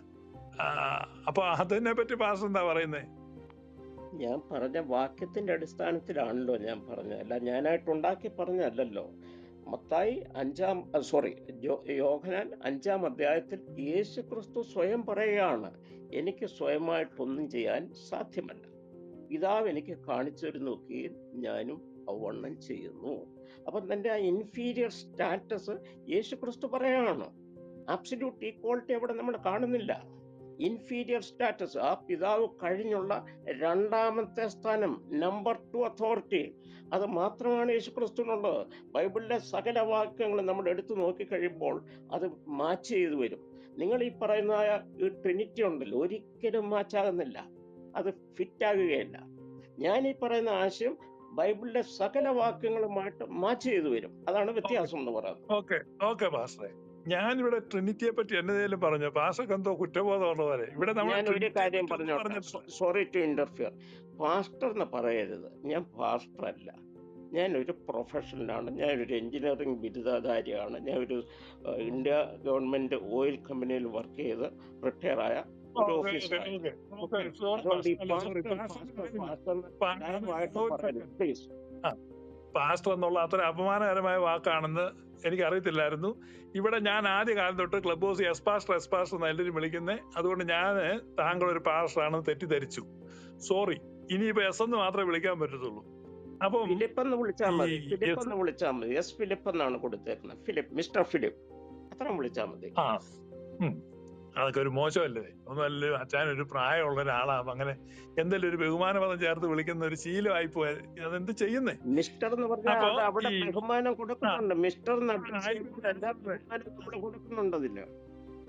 ഞാൻ റവറൻഡ് വിളിക്കാം, റവറൻഡ് എന്നായാലോ, റവറൻഡ് ഫിലിപ്പ് എന്ന് വിളിക്കാം, കുഴപ്പമില്ല. അപ്പൊ ഈ 1 കൊരിന്ത്യർ 1:24 പൗലോസ് അപ്പോസ്തലൻ പറയുന്നു, Christ the power of God and the wisdom of God. ദൈവശക്തിയും ദൈവജ്ഞാനവുമാണ്. He's the power of God and he's the wisdom of God. അപ്പൊ ഈ സൺ ഇല്ലെങ്കിൽ ദൈവത്തിന് ശക്തി ഇല്ല, ജ്ഞാനവും ഇല്ല. അപ്പൊ ശക്തിയും ബുദ്ധിയും ഇല്ലാത്ത ഒരു നപുംസകമാണോ പാസ്റ്ററിന്റെ ദൈവം? കഴിഞ്ഞു, ചോദ്യം കഴിഞ്ഞു. ഞാൻ ചോദ്യം കഴിഞ്ഞു. എന്റെ ദൈവം അങ്ങനെയുള്ള ദൈവമല്ല. ആ ക്രിസ്തു പുത്രനെ പിതാവ് വേണ്ട രീതിയിൽ പരിശീലിപ്പിച്ചിട്ട് അവസാനം അത്രത്തോളം പിതാവിനൊപ്പം എന്ന് പറയത്തക്കപോലുള്ള വിസ്ഡവും എല്ലാം കൊടുത്തു. മനസ്സിലായില്ലേ? അതുകൊണ്ടാണ് അങ്ങനെ വാക്യം എഴുതിയേക്കുന്നത്. അതല്ലാതെ യേശുക്രിസ്തു പറഞ്ഞ പോലെ അതായത് സ്വയമായിട്ടൊന്നും ചെയ്യാൻ പറ്റില്ല എന്ന് പറയുന്ന ആ അവസ്ഥയിൽ ആണെങ്കിൽ ഒരിക്കലും പറ്റുകയില്ല. എന്നാൽ പിതാവ് അതെല്ലാം കാണിച്ചു കൊടുത്തു. എങ്ങനെയാണ് സൃഷ്ടിപ്പ് നടത്തേണ്ടത്, സകല കാര്യങ്ങളും പറഞ്ഞു കൊടുത്തു, പരിശീലനം കൊടുത്തു. അത് കഴിഞ്ഞപ്പോൾ ഇത്രത്തോളം വളർച്ചയിലെത്തി. ആ വളർച്ചയിലെത്തിയ ആളിനെ പറ്റിയാണ് നമ്മൾ നമ്പർ 2 പൊസിഷൻ എന്ന് പറയുന്നത്. ഒന്നും വളർച്ചയില്ലാതെ ഒരാളിനെ പിടിച്ച് പ്രപഞ്ചത്തിന്റെ നമ്പർ 2 പൊസിഷൻ ആക്കാൻ പറ്റുമോ? പ്രപഞ്ചത്തിന്റെ നമ്പർ 2 പൊസിഷനാണ്. ചിന്തിക്കണം എത്ര വലിയ പൊസിഷനാണെന്നുള്ളത്. ആ ആളിനെ പിടിച്ച് നമ്മൾ ആബ്സല്യൂട്ട് ഈക്വൽ ആക്കി വെക്കുക എന്ന് പറഞ്ഞാൽ അതിനർത്ഥമില്ല. പുത്രനൊരു ബിഗിനിങ് ഉണ്ട്, അത് നമ്മൾ മനസ്സിലാക്കുക. പുത്രന് ബിഗിനിങ് ഉണ്ട്, പിതാവിന് ബിഗിനിങ് ഇല്ല. പിതാവിന് ബിഗിനിങ് ഇല്ല, എൻഡില്ല. From everlasting to everlasting he's God. പുത്രനെ സംബന്ധിച്ചിടത്തോളം പുത്രന് ഒരു ബിഗിനിങ് ഉണ്ട്, ഭാവിയിൽ എവർലാസ്റ്റിംഗ് ആണ്. അത് സമ്മതിക്കാം. അപ്പൊ അപ്പൊ വലിയ വ്യത്യാസമാണ് ഇവർ തമ്മിൽ. ഈ പിതാവ് അപ്പൊ നിത്യപിതാവാണെന്നാണോ എസ് ഫിലിപ്പ് അവറുകൾ പറയുന്നേ? പറയാം. ആ നിത്യപിതാവ് എന്ന് പറഞ്ഞാൽ നിത്യപുത്രന്മാരുടെ പിതാവാണ്. നമ്മൾ യോഹന്നാൻ 3:16 അല്ല വാസു, എന്റെ ചോദ്യം ഇവിടെ ഇപ്പൊ സാധാരണക്കാർക്ക് വേണ്ടിയാണ്. പിതാവ് നിത്യപിതാവാണോ എന്നാണ് എന്റെ ചോദ്യം. അതിന്റെ മറുപടിയാണ് ഞാൻ പറയുന്നത്. അതായത് നിത്യപിതാവെന്ന് ചോദിച്ചാൽ ഈ ക്രിസ്തുവിന് ഒരു പിതാവുണ്ട്. ആ പിതാവ് ഫ്രം എവർലാസ്റ്റിംഗ് ടു എവർലാസ്റ്റിംഗ് നിത്യപിതാവാണ്. മനസ്സിലായില്ലേ? ഒരു പണ്ടൊരു എവർലാസ്റ്റിംഗ് ഉണ്ട്, ഭൂതകാല എവർലാസ്റ്റിംഗ്. ഇനി ഭാവികാല എവർലാസ്റ്റിംഗ് ഉണ്ട്. അപ്പോൾ ഭൂതകാല എവർലാസ്റ്റിംഗ് മുതൽ ഭാവികാല എവർലാസ്റ്റിംഗ് വരെ ആള് നിത്യപിതാവാണ്. ക്രിസ്തുവിനെ പറ്റി പറഞ്ഞാൽ ഭൂതകാല എവർലാസ്റ്റിംഗിൽ തനിക്കൊരു ഒറിജിൻ ഉണ്ട്. മനസ്സിലായില്ലേ? അതായത് ബിഗിനിങ് ഉള്ള ആളാണ്. മനസ്സിലായില്ലേ മാസ്റ്റർ? ഒരു സെക്കൻഡ്, എന്താണ് ഈ ഭൂതകാല എവർലാസ്റ്റിംഗ് പിന്നെ ഭാവികാല എവർലാസ്റ്റിംഗ്? അപ്പൊ ഈ ഭൂതകാല എവർലാസ്റ്റിംഗിന്റെ വാലിഡിറ്റി ഇടയ്ക്ക് തീർന്ന് പിന്നെയും കൂപ്പൺ പൂരിപ്പിച്ച് ഭാവികാല എവർലാസ്റ്റിംഗ് തുടങ്ങുകയാണ്. ഇവിടെ അമേരിക്കയിൽ ഈ ലൈഫ് വാറന്റി എന്ന് പറഞ്ഞ ചില സാധനമുണ്ട്. എന്നേലും വരും പറയാം ലൈഫ് വാറന്റി തീർന്നായിരുന്നു, പിന്നെ എന്താണ് ഈ ലൈഫ് വാറന്റി? അപ്പൊ എന്താണ് ഈ ഭൂതകാല എവർലാസ്റ്റിംഗ്? ഭൂതകാലത്തിൽ എവർലാസ്റ്റിംഗ് ഉണ്ടെങ്കിൽ അത് ഈ വർത്തമാനകാലം പാസ് ചെയ്ത് ഭാവി കാലത്തെങ്കിലോട്ടും പോയാലല്ലേ അത് എവർലാസ്റ്റിംഗ് എന്ന് പറയാൻ പറ്റത്തുള്ളൂ. അപ്പൊ ഭൂതകാല എവർലാസ്റ്റിംഗ് ഡ്യൂപ്ലിക്കേറ്റ് ആണെന്ന് വരത്തില്ലേ? ഇത് പാസ്റ്റർ ആരോടെ ഈ പറയുന്നേ? അതുകൊണ്ട് പാസ്റ്റർ എഞ്ചിനീയർ അല്ലേ? എന്താണ് ഭൂതകാല എവർലാസ്റ്റിംഗ് എന്ന് ഈ എല്ലാ താഴെ ഇരിക്കുന്ന ആളുകൾ കൂടെ മനസ്സിലാകാൻ. ഞാനൊരു പൊട്ടനാണ് എന്ന് താഴെ ആളുകൾ കമന്റ് എഴുതുന്നുണ്ട്, അതുകൊണ്ട് എനിക്കും കൂടെ മനസ്സിലാകാൻ വേണ്ടി പറയാം. അതായത് സങ്കീർത്തനം 90 അതിന്റെ 2-ാമത്തെ വാക്യമാണ്. പർവ്വതങ്ങൾ ഉണ്ടായതിനും നീ ഭൂമിയെയും ഭൂമണ്ഡലത്തെയും നിർമ്മിച്ചതിനും മുമ്പ് നീ അനാദിയായും ശാശ്വതമായും ദൈവമാകുന്നു. അനാദിയായും ശാശ്വതമായും ദൈവം എന്ന് പറഞ്ഞാൽ ആരംഭമില്ല. ക്രിസ്തുവിനെ പറ്റി പറയുന്ന ആദിയും അന്തവും എന്നാണ് ക്രിസ്തുവിനെ പറ്റി പറയുന്നത്. ഇവിടെ പറയുന്ന വേർഡ്സ് ഉപയോഗിച്ചേക്കുന്ന ചിന്തിക്കുക, അനാദിയും ശാശ്വതം. ഇംഗ്ലീഷിൽ പറഞ്ഞാൽ ഫ്രം എവർലാസ്റ്റിംഗ് ടു എവർലാസ്റ്റിംഗ്. അപ്പോൾ ആ പഴയ ഒരു എവർലാസ്റ്റിംഗ് ഉണ്ട്. ആ എവർലാസ്റ്റിംഗ് തുടക്കത്തിൽ നമ്മൾ പറയുന്ന ആ എവർലാസ്റ്റിംഗ്, ഒടുക്കത്തിൽ പറയുന്ന എവർലാസ്റ്റിംഗ് എന്ന് പറഞ്ഞാൽ അന്തമാകുന്ന രീതിയിലല്ല, അതൊരിക്കലും അവസാനിക്കാത്ത രീതിയിൽ, ആ രീതിയിലാണ് പോകുന്നത്. പിതാവായ ദൈവം എന്ന് പറഞ്ഞാൽ ആരംഭമില്ലാത്തവൻ, അവസാനമില്ലാത്തവൻ. പുത്രന് ആരംഭമുള്ളവൻ, ആ പുത്രന് നിത്യതയോളം കൊടുത്തേക്കാണ്. അതുകൊണ്ടാണ് 1 തീമോഥെയോസ് 6-ാം അധ്യായത്തിൽ പറയാണ്, താൻ മാത്രം അമർത്യതയുള്ളവൻ. ആരെ പറ്റിയാ പറയുന്നത്? ഈ പ്രപഞ്ച സൃഷ്ടാവിനെ പറ്റിയാ പറഞ്ഞേക്ക. താൻ മാത്രം അമർത്യതയുള്ളവൻ. അതിൽ ക്രിസ്തു വരില്ല. ക്രിസ്തു മരിച്ചു ഉയർത്തെഴുന്നേറ്റ ആളാണ്, മറ്റേ ആളിന് മരണമില്ല.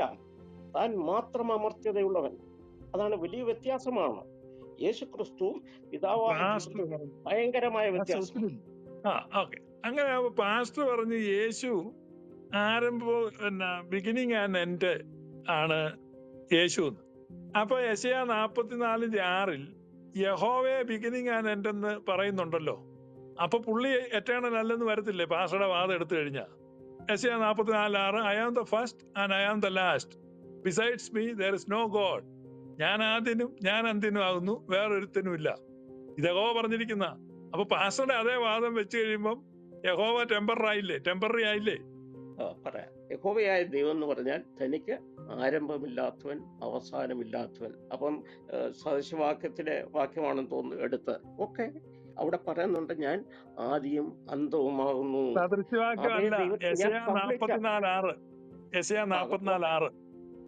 ഓക്കെ, ഞാൻ ഇനിയും കംപ്ലീറ്റ് ആക്കിയോട്ടെ. അതായത് ഞാൻ ജനിച്ച 1958 ഞാൻ മരിക്കുന്ന ഇനി ഭാവിയിൽ ഏതെങ്കിലും അടുത്ത ഒരു 5-10 വർഷത്തിനുള്ളിൽ മരിക്കുമെന്ന് വെച്ചു.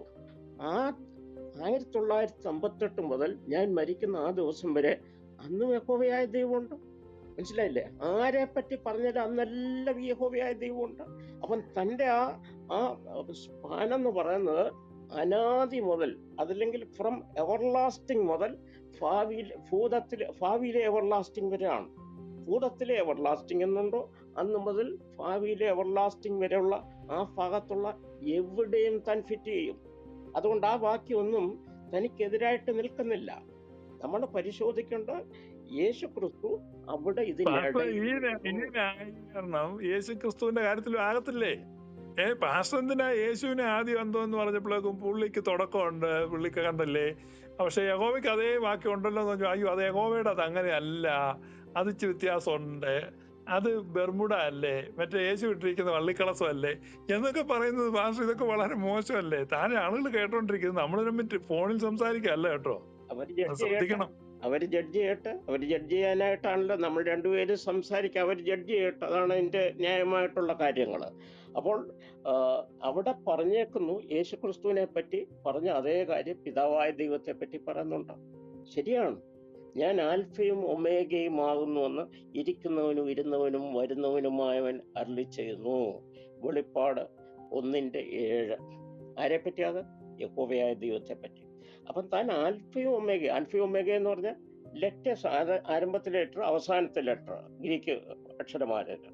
അപ്പം അതിനനുസരിച്ച് ആരംഭം മുതൽ അവസാനം വരെയുള്ള ആളാണ് യഹോവ. പക്ഷെ അതിനപ്പുറമായിട്ടാണ് താൻ അതിനും മുമ്പ്, അതിന് രണ്ട് ഭാഗത്തും ക്രോസ് ചെയ്തു പോവാണ്. അനാദിയും ശാശ്വതവും. ഭയങ്കരമായ ഒരു ഡിഫറൻസ് ആണ് യേശു ക്രിസ്തു എന്ന് പറഞ്ഞാൽ. പാസ്റ്റർ ചോദിച്ച ഉത്തരം പറഞ്ഞില്ല കേട്ടോ. പാസ്റ്റർ ഒരു എഞ്ചിനീയർ അല്ലേ? അപ്പൊ പാസ്റ്ററോട് സോറി കേട്ടോ, പാസ്റ്റർ എന്ന് വിളിക്കുന്നേ, യെസിനോട് ചോദിച്ചത് ഈ ഞാൻ വളരെ കൃത്യമായിട്ട് ചോദിച്ച ഈ ഭൂതകാല നിത്യത അല്ലെങ്കിൽ ഭൂതകാല എവർലാസ്റ്റിംഗ് എന്ന് പറഞ്ഞത് എവിടം കൊണ്ടാ തീർന്നത്? പിന്നെ ഭാവികാല എവർലാസ്റ്റിംഗ് വേറെയാന്ന് പറഞ്ഞു. ഈ ഭൂതകാല എവർലാസ്റ്റിംഗ് ഭാവികാലം വരെ നീണ്ടു ചെന്ന് എത്തത്തില്ല എന്ന് ചോദിച്ചതിന് ഉത്തരം പറഞ്ഞില്ല. അത് കേൾക്കാൻ ഇവിടെ എല്ലാവർക്കും താല്പര്യമുണ്ട്. ഓക്കെ, ഞാൻ പറയാം.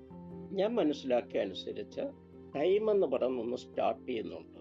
അതാണ് ആദി എന്ന് പറയുന്നത്.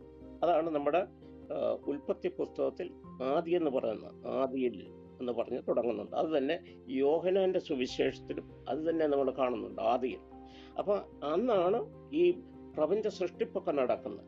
അതിന് മുമ്പുള്ള പീരിയഡ് അത് ഞാൻ മനസ്സിലാക്കിയേക്കുന്നത് അത് എവർലാസ്റ്റിംഗ് അല്ലെങ്കിൽ നിത്യതയുടെ ഭാഗമായിട്ടാണ്.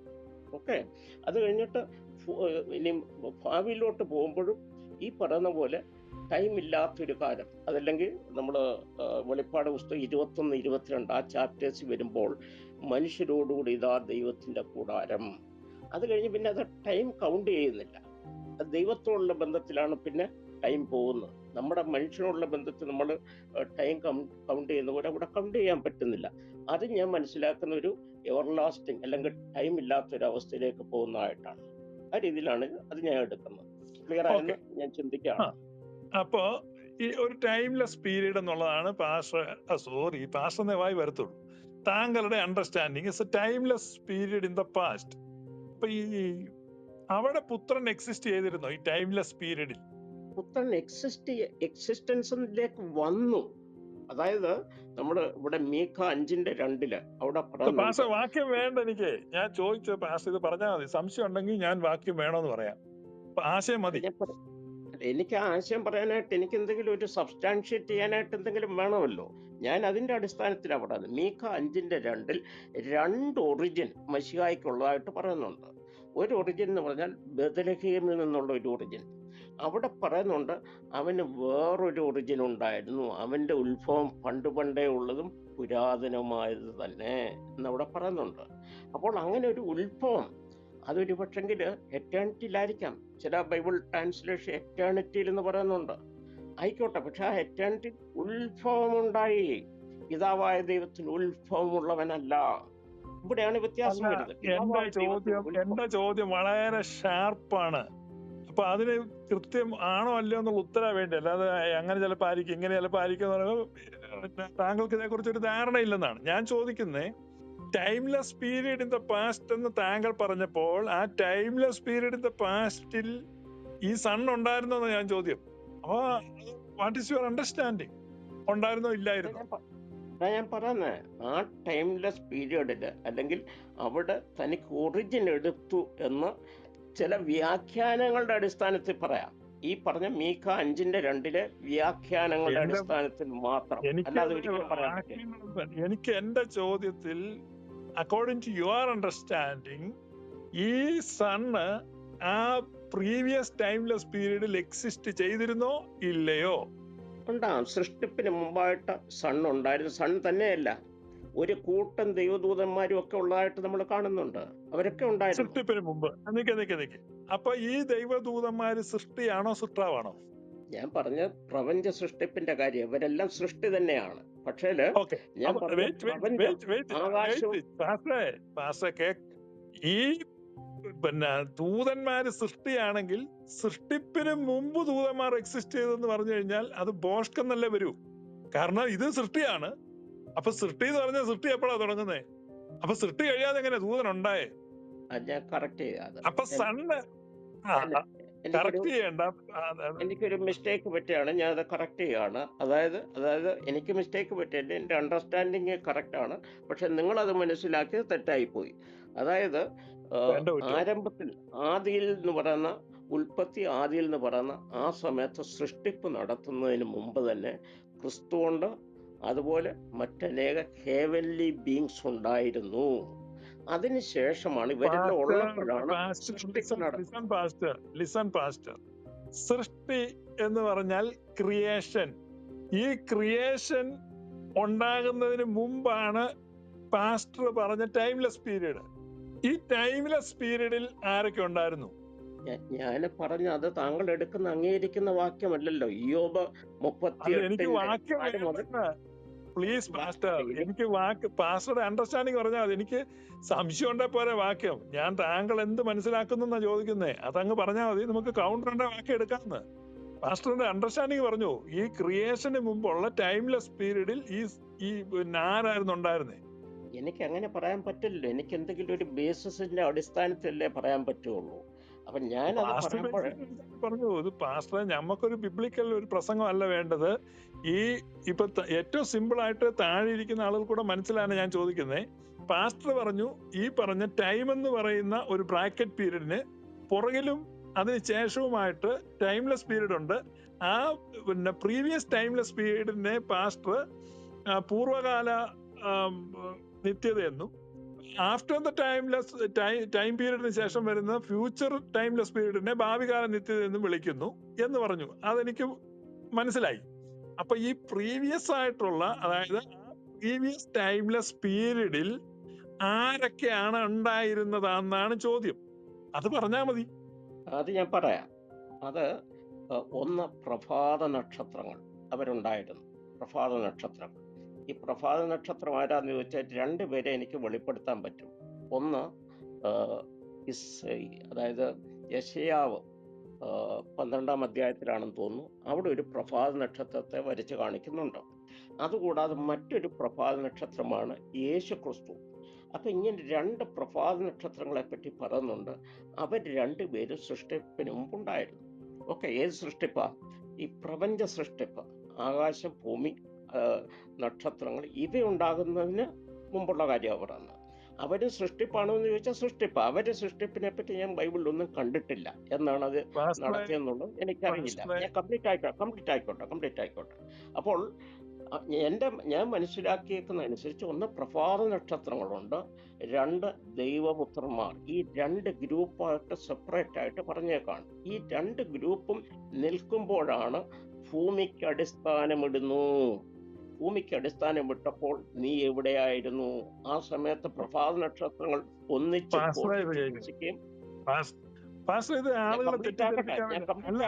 എനിക്കത് ബാക്കി കേൾക്കണ്ട. കാരണം എന്റെ ചോദ്യത്തിനല്ല പാസ്റ്റർ ഉത്തരം പറയുന്നത്. ഞാൻ ഒന്നുകൂടെ റീഫ്രൈസ് ചെയ്യാം. പാസ്റ്റർക്ക് മനസ്സിലായില്ല എന്റെ ചോദ്യം. പാസ്റ്ററെ, ഈ ആദ്യത്തെ സൃഷ്ടി എന്നതാണെന്നാ പാസ്റ്റർ മനസ്സിലാക്കുന്നത്? First creation. ഞാൻ ഈ ഉൽപ്പത്തിയിലെ കാര്യമല്ല ചോദിക്കുന്നത്, ഫസ്റ്റ് ക്രിയേഷൻ അതാ ചോദിക്കുന്നത്. പാസ്റ്റർ പോയോ? മ്യൂട്ടാട്ടോ, അൺമ്യൂട്ട് ചെയ്താലേ ഇവിടെ കേൾക്കൂ. ഞാൻ പറയാം. അതായത് ഫസ്റ്റ് ക്രിയേഷൻ എന്ന് പറയാമോ എനിക്കറിയില്ല. പക്ഷേ ആദ്യമായിട്ട് ഉളവായത് ഒരു പക്ഷേ ക്രിസ്തു ആയിരിക്കാം. അങ്ങനെ നമുക്ക് ചിന്തിക്കാൻ പറ്റുള്ളൂ. അത് ബൈബിൾ വ്യക്തമായിട്ട് ഇന്ന ആളാണ് ആദ്യമായിട്ട് ഉളവായതെന്ന് പറഞ്ഞിട്ടില്ല. പക്ഷേ അങ്ങനെ നമുക്ക് ചിന്തിക്കാൻ കാര്യം നമ്പർ 2 പൊസിഷൻ ഈ ആളിനാണ് കൊടുത്തേക്കുന്നത്. അതുകൊണ്ട് അങ്ങ് ന്യായമായിട്ട് ചിന്തിക്കാം. അത്ര എനിക്ക് പറയാനുള്ളത് ഇതിനെപ്പറ്റി. അതൊരു പൂർ അണ്ടർസ്റ്റാൻഡിംഗ് ആണ്. ഫസ്റ്റ് ക്രിയേഷൻ എന്നാൽ താങ്കൾ അത് കറക്റ്റ് ആയിട്ടുള്ള ടൈമാണ്. അണ്ടർസ്റ്റാൻഡിങ് പറഞ്ഞോളൂ, എന്റെ നമുക്കത് കേൾക്കാമല്ലോ. പറയാം. അതെ, ഫസ്റ്റ് ക്രിയേഷൻ ടൈമാണ്. ടൈം ഒരു ക്രിയേഷനാണ്. അതുകൊണ്ടാണ് അത് ഇല്ലാതെയാകുന്നത്. പാസ്റ്റർ തന്നെ പറഞ്ഞ് ടൈം ഉണ്ടായി, ടൈം ഇല്ലാതെയാവും. അപ്പൊ ടൈമിന് ഒരു തുടക്കമുണ്ട്, ടൈമിന് ഒരു ഒടുക്കമുണ്ട്. അപ്പൊ ടൈം എന്ന ക്രിയേഷനാണ് ആദ്യത്തെ ക്രിയേഷൻ. ടൈമിനോട് ചേർന്നുണ്ടായ അടുത്ത ക്രിയേഷനാണ് സ്പേസ്. അപ്പൊ ടൈമും സ്പേസും കൂടെയാണ് ഈ പ്രപഞ്ചത്തെ നമ്മുടെ മുമ്പിൽ കൊണ്ടുവരുന്നത്. അപ്പൊ ടൈം ആൻഡ് സ്പേസിനെ ക്രിയേറ്റ് ചെയ്യുമ്പോൾ അപ്പൊ before time and space and after time and space. അപ്പൊ ബിഫോർ ടൈം ആൻഡ് സ്പേസ് ആണ് പൂർവ്വകാല നിത്യത, അതാണ് പ്രീവിയസ് എറ്റേണിറ്റി. അതാണ് താങ്കൾ പറഞ്ഞ ആദ്യത്തെ എന്നാന്ന് പറഞ്ഞ പാസ്റ്റ് എവർലാസ്റ്റിംഗ് എന്നൊക്കെ പറഞ്ഞു. അപ്പൊ ആ ഭൂതകാല എവർലാസ്റ്റിംഗ്, പ്രീവിയസ് എറ്റേണിറ്റി. ഈ പ്രീവിയസ് എറ്റേണിറ്റിയിൽ ടൈമും സ്പേസും ക്രിയേറ്റ് ചെയ്യുന്നതിന് മുമ്പ് who existed in the previous eternity. അവിടെ പ്രഭാത നക്ഷത്രം ഒന്നും ഉണ്ടാകാൻ പറ്റില്ല. കാരണം പ്രഭാതം എന്ന് പറഞ്ഞാൽ റെഫറൻസ് ടു ടൈമാണ്. ടൈം വന്നു കഴിയുമ്പോഴേ പ്രഭാതമൊക്കെ വരത്തുള്ളൂ, അത് കഴിഞ്ഞാൽ പ്രഭാത നക്ഷത്രമൊക്കെ വരത്തുള്ളൂ. അപ്പം വിത്ത് റെഫറൻസ് ടു ടൈമാണ്. അപ്പൊ ഞാൻ ചോദിക്കുന്നത്, ടൈം ഉണ്ടാകുന്നതിന് മുമ്പ് പ്രീവിയസ് എറ്റേണിറ്റിയിൽ ആരായിരുന്നു ഉണ്ടായിരുന്നത്? ആ പ്രീവിയസ് എറ്റേണിറ്റിയിൽ സൺ ഉണ്ടായിരുന്നോ? This is the crucial question. ഞാൻ ഒന്ന് ചോദിച്ചോട്ടെ, ഈ ആദ്യമായിട്ടുള്ള ക്രിയേഷൻ ടൈമാണെന്ന് ബൈബിളിലെ വാക്യങ്ങളുടെ അടിസ്ഥാനത്തിലാണോ അതോ താങ്കളുടെ ഒരു അണ്ടർസ്റ്റാൻഡിങ്ങിന്റെ പുറത്താണോ പറയുന്നത്? അത് കോമൺ സെൻസ് അല്ലേ? പാസ്റ്റർ അല്ലേ പറഞ്ഞേ പൂർവകാല നിത്യതയും ഭാവികാല നിത്യതയും എന്ന് രണ്ട് നിത്യതയുണ്ടെന്നും ഈ രണ്ട് നിത്യതയെ തമ്മിൽ വേർതിരിക്കുന്നത് ടൈം ആണെന്നും താങ്കളല്ലേ പറഞ്ഞത്? അപ്പൊ ആ ടൈം അല്ലേ ക്രിയേഷൻ? ഈ ടൈമും സ്പേസും ആണ് ഈ പ്രപഞ്ചത്തെ ഡിഫൈൻ ചെയ്ത് നിർത്തിയിരിക്കുന്നത്. പാസ്റ്റർക്ക് അപ്പൊ ഫിസിക്സ് ഒന്നും ഒരു പിടുത്തമില്ല, എഞ്ചിനീയർ ആണെന്നല്ലേ പറഞ്ഞേ. അപ്പൊ അതുകൊണ്ടാണ് ഞാൻ അങ്ങനെ പറഞ്ഞേ. ഇവിടെ ഒരു റെഗുലർ പാസ്റ്റർ ആയിരുന്നെങ്കിൽ, കക്ഷത്തിൽ വേർപ്പുള്ള കക്ഷത്തിൽ കറുത്ത ചട്ടയുള്ള ബൈബിളുമായിട്ട് വന്നൊരു പാസ്റ്റർ ആയിരുന്നെങ്കിൽ ഞാനിതൊന്നും പറയത്തില്ലായിരുന്നു. താങ്കളൊരു എഞ്ചിനീയർ ഒക്കെ അല്ല, അതുകൊണ്ടാണ് പറഞ്ഞു. താങ്കൾ ടൈമിനെ പറ്റി പറയുകയും ചെയ്തു. അതുകൊണ്ട് എന്നാലും ഫസ്റ്റ് ക്രിയേഷൻ ടൈമാണ്. ആ ടൈമിന് മുമ്പ്, ടൈം എക്സിസ്റ്റ് ചെയ്യുന്നതിന് മുമ്പാണല്ലോ പ്രീവിയസ് എറ്റേണിറ്റി. ആ പ്രീവിയസ് എറ്റേണിറ്റിയിൽ സൺ ഉണ്ടായിരുന്നോ ഇല്ലയോ? This is my question. എന്നാൽ ഞാൻ അത് കറക്റ്റ് ചെയ്യട്ടെ. ഞാൻ അങ്ങനെ ഒരിക്കലും പറഞ്ഞില്ല ഫസ്റ്റ് ക്രിയേഷൻ ടൈമാണ് എന്നൊരു ആർഗ്യുമെന്റ് എനിക്കില്ല. ഓക്കെ, അങ്ങനെ ഞാൻ പറഞ്ഞതിന്റെ അടിസ്ഥാനത്തിലാണ് താങ്കൾ അങ്ങനെ കൺക്ലൂഡ് ചെയ്തെങ്കിൽ അത് തിരുത്തുക ദയവായിട്ട്. എന്നിട്ട് ബൈബിളിന്റെ അടിസ്ഥാനത്തിലാണെങ്കിൽ താങ്കൾ പറഞ്ഞു തന്നെ ഇന്ന ബൈബിൾ വാക്യം അനുസരിച്ചാണെന്ന് പറഞ്ഞു തന്നു. ഇല്ല, ബൈബിൾ വാക്യം എടുത്ത് ഞാൻ പറഞ്ഞല്ലോ, ഇത് സാധാരണക്കാർക്ക് വേണ്ടിയുള്ള സംസാരമാണ്. കൂടുതൽ ബൈബിൾ വാക്യങ്ങൾ എന്നെടുത്ത് കോംപ്ലിക്കേറ്റ് ആക്കുന്നില്ല. ഞാൻ ചോദിക്കുന്നേ പാസ്റ്റർ, എന്റെ ചോദ്യം, ടൈം ഒരു ക്രിയേഷൻ ആണോ അല്ലയോ എന്താണ്? What is your understanding? Time creation ആണോ എന്ന് ചോദിച്ചാൽ അത് ക്രിയേഷനോടുള്ള ബന്ധത്തിലാണ് വരുന്നത്. അത് ടൈമായിട്ടൊരു പ്രത്യേക ഒരു വസ്തുവിനെ ക്രിയേറ്റ് ചെയ്ത് വിടുക അങ്ങനെയൊന്നല്ലോ. അത് മറ്റുള്ള എന്തിനോടുള്ള ബന്ധത്തിൽ മാത്രം പോകുന്ന ഒന്നാണ് ടൈം എന്ന് പറയുന്നത്, നമ്മുടെ അണ്ടർസ്റ്റാൻഡിങ് എന്നുള്ള അണ്ടർസ്റ്റാൻഡിങ്. ഓക്കെ, ഞാൻ ചോദിക്കുന്നത്, എറ്റേണിറ്റിയിൽ ടൈം ഉണ്ടോ? എറ്റേണിറ്റിയിൽ ടൈം ഉണ്ടോ? ഉണ്ടാകാം. അത് പക്ഷെ ദൈവത്തോടുള്ള ബന്ധത്തിലാണ്, റഫറൻസ് ദൈവമായിരിക്കും ഒന്ന്. അല്ല, എറ്റേണിറ്റിയിൽ ടൈം ഉണ്ടെന്നാണോ പാസ്റ്റർ പറയുന്നത്? ഉണ്ടാകാം, ദൈവത്തോടുള്ള ബന്ധത്തില്. നമ്മൾ ഇപ്പോൾ ഉള്ള ടൈം എന്ന് പറഞ്ഞാൽ എന്തിന്റെ അടിസ്ഥാനത്തിൽ? നമ്മൾ മനുഷ്യനോടുള്ള ബന്ധത്തിലാണ് ടൈം പറയുന്നത്. ഇന്ന് നമ്മുടെ എന്റെ ഇതിനകത്ത് DP ഇട്ടേക്കുന്ന പാസ്റ്റർ പറഞ്ഞു കാലം ഇനി ഇല്ല, അതായത് time cease to exist. Time will cease to exist and then futuristic eternity will begin. അപ്പം we will enter in to the futuristic eternity. At a certain point there, the time will cease to exist എന്നാണ് pastor പറഞ്ഞത്. ഇനി അങ്ങനെ അല്ല പറഞ്ഞതെങ്കിൽ തിരുത്തി പറയാം, കുഴപ്പമില്ല. മുമ്പേ പറഞ്ഞ അങ്ങനെയാ. ക്ലാരിഫൈ ചെയ്യാം. അതായത് മനുഷ്യനോടുള്ള ബന്ധത്തിൽ ഇന്നുള്ള ആ ടൈം കൺസെപ്റ്റ് മാറുകയാണ്. അവിടെ ഈ പറയുന്ന എറ്റേണിറ്റിയില് ദൈവത്തോടുള്ള ബന്ധത്തിൽ ഒരു ടൈം കൺസെപ്റ്റ് ഉണ്ടാകാം, അതിന് തടസ്സമൊന്നുമില്ല. പക്ഷെ ഇന്ന് നമ്മൾ മനസ്സിലാക്കിയേക്കുന്ന ആ ടൈം കൺസെപ്റ്റ് ഉണ്ടല്ലോ, അതവിടെ ഉണ്ടാകില്ല. കാരണം റെഫറൻസ് ദൈവമാണ്. ഇവിടെ നമ്മുടെ ടൈമിന്റെ റെഫറൻസ് ഡിഫറെന്റ് ആണ്, അതാണ് വ്യത്യാസം എന്ന് പറയുന്നത്. അപ്പോ ഈ ടൈം ഉണ്ടാകുന്നതിന് മുമ്പ് സൺ ഉണ്ടായിരുന്നോ? അതാ എന്റെ ചോദ്യം. നിശ്ചയമായിട്ടും സണ്ണ് തന്നെയല്ല. ഞാൻ പറഞ്ഞല്ലോ, രണ്ട് ഗ്രൂപ്പിനെ പറ്റി ഞാൻ പറഞ്ഞു. ഒന്ന് പ്രഭാത നക്ഷത്രങ്ങൾ, രണ്ട് പാസ്റ്ററെ ഞാൻ ദൈവപുത്രന്മാർ. പറഞ്ഞു അത് ക്രിയേഷൻ അല്ലേ പാസ്റ്ററെ? ക്രിയേഷൻ അല്ല, ഉണ്ടാകുന്ന ടൈമിന് മുമ്പ് അല്ലെ? ഞാൻ ചോദിക്കട്ടെ, പറയട്ടെ, ടൈം ഉണ്ടാകുന്നതിന് മുമ്പാണോ ക്രിയേഷൻ ഉണ്ടായേ? ഞാൻ കംപ്ലീറ്റ് ആക്കട്ടെ. താങ്കൾ അല്ല, എന്നോട് ഇത് ചോദിച്ച നമ്മളെ ചോദ്യം അതല്ലേ? ടൈമിന് മുമ്പ് പാസ്റ്ററെ മറുപടി അല്ലല്ല, നമ്മൾ ടൈമിന് മുമ്പ് സൺ ഉണ്ടായിരുന്നു എന്നോട് ചോദിച്ചത്. അല്ല, എന്റെ എന്നോട് ചോദ്യം ചോദിച്ചതല്ലേ? എന്റെ ചോദ്യം അങ്ങനല്ല. പാസ്റ്റർ ആദ്യം മനസ്സിലാക്കണ ഈ ക്രിയേഷൻ ക്രിയേഷനാണ്. ടൈമിന് മുമ്പ് ക്രിയേഷൻ ഉണ്ടെന്നാണോ പാസ്റ്റർ പറയുന്നത്? നമ്മുടെ അണ്ടർസ്റ്റാൻഡിങ്ങിലുള്ള ടൈമിന് മുമ്പ് ക്രിയേഷൻ ഉണ്ട്. ഓക്കെ, ആ ക്രിയേഷനിൽ ആരൊക്കെപ്പെടുന്നു എന്ന് ചോദിച്ചാൽ പ്രഭാത നക്ഷത്രങ്ങൾ പെടുന്നു. കംപ്ലീറ്റ് ആയിക്കോട്ടെ. താങ്കൾ എന്നോട് ചോദിച്ചാൽ അതിന്റെ മറുപടി ഞാൻ പറയട്ടെ. കംപ്ലീറ്റ് ആക്കട്ടെ.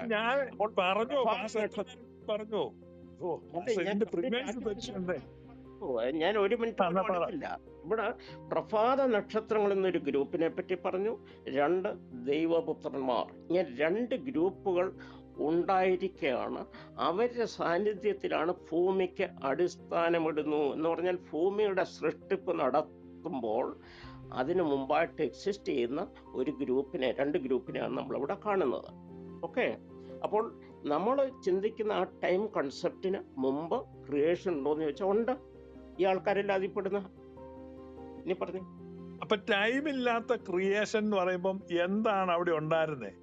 ഈ ടൈം ഇല്ലാത്ത ക്രിയേഷൻ ഇപ്പൊ ഞങ്ങള് മനസ്സിലാക്കുമ്പോൾ ഈ യൂണിവേഴ്സ് ടൈം ആൻഡ് സ്പേസ് ആണ്. അപ്പൊ ഈ ടൈം ആൻഡ് സ്പേസ് എന്ന് പറയുന്ന ഈ ക്രിയേഷനിൽ ടൈം ഉണ്ടാകുന്നതിന് മുമ്പ് ക്രിയേഷൻ ഉണ്ടായിരുന്നു പറയുമ്പോൾ പാസ്റ്റർ പറയുന്നത് ടൈം ഇല്ലാതെ സ്പേസ് മാത്രം ഉണ്ടായെന്നാണ്. എന്താണ് ഉണ്ടാക്കിയത്? നമ്മുടെ ബുദ്ധി വളരെ ചെറുതാണല്ലോ, വളരെ ചെറിയൊരു ബുദ്ധിയാണ്. എത്ര 900 CC എന്നൊക്കെയാ പറയുന്നത്. അപ്പം വളരെ കുഞ്ഞു ബുദ്ധിയാണ് ഈ തലയ്ക്കകത്ത്. ബൈബിളിലൊരു വാക്യമുണ്ട്, നമുക്ക് എന്താ വൻകാര്യങ്ങൾ, സങ്കീർത്തനം 131 പറയുന്നുണ്ട്, ദാവീദ് പറയുന്നുണ്ട്, എനിക്ക് അറിഞ്ഞുകൂടാത്ത വൻകാര്യങ്ങൾ ഞാൻ ഇടപെടുന്നതുമില്ല. അപ്പൊ അങ്ങനെയുള്ള വൻകാര്യങ്ങളുണ്ട്. അതിലൊക്കെ പോയിട്ട് നമ്മൾ അഭിപ്രായം പറയാൻ പോയാൽ നമ്മൾ എങ്ങും എത്തുകയില്ല. സ്പേസ്, ടൈം, ഇതൊക്കെ എന്താ നമ്മുടെ മനുഷ്യ ബുദ്ധിക്ക് അപ്പുറമാണതൊക്കെ. അതിനെപ്പറ്റി എല്ലാം എനിക്കറിയാമെന്ന് ഞാൻ ചിന്തിച്ചാൽ ഞാനൊരു ആന മണ്ടനാണ്. അതിനപ്പുറം ഒന്നും പറയാനില്ല എന്നെപ്പറ്റി. അതുകൊണ്ട് അങ്ങനെയൊക്കെയുള്ള കാര്യങ്ങളെപ്പറ്റി ആധികാരികമായിട്ട് എനിക്ക് പറയാൻ സാധ്യമല്ല. എൻ്റെ ലിമിറ്റഡ് ആയിട്ടുള്ള അറിവിനനുസരിച്ച് ഞാൻ പറഞ്ഞ കാര്യങ്ങളാണ്. അതായത് ടൈം, സ്പേസ് ആൻഡ് മാറ്റർ എന്ന ഒരു 3 ഘടകങ്ങൾ, കാല, ദേശ, പദാർത്ഥ ത്രയങ്ങൾ. ഇപ്പൊ കാലമുണ്ട്, ദേശമുണ്ട്, പദാർത്ഥമുണ്ട്. Time, space, matter.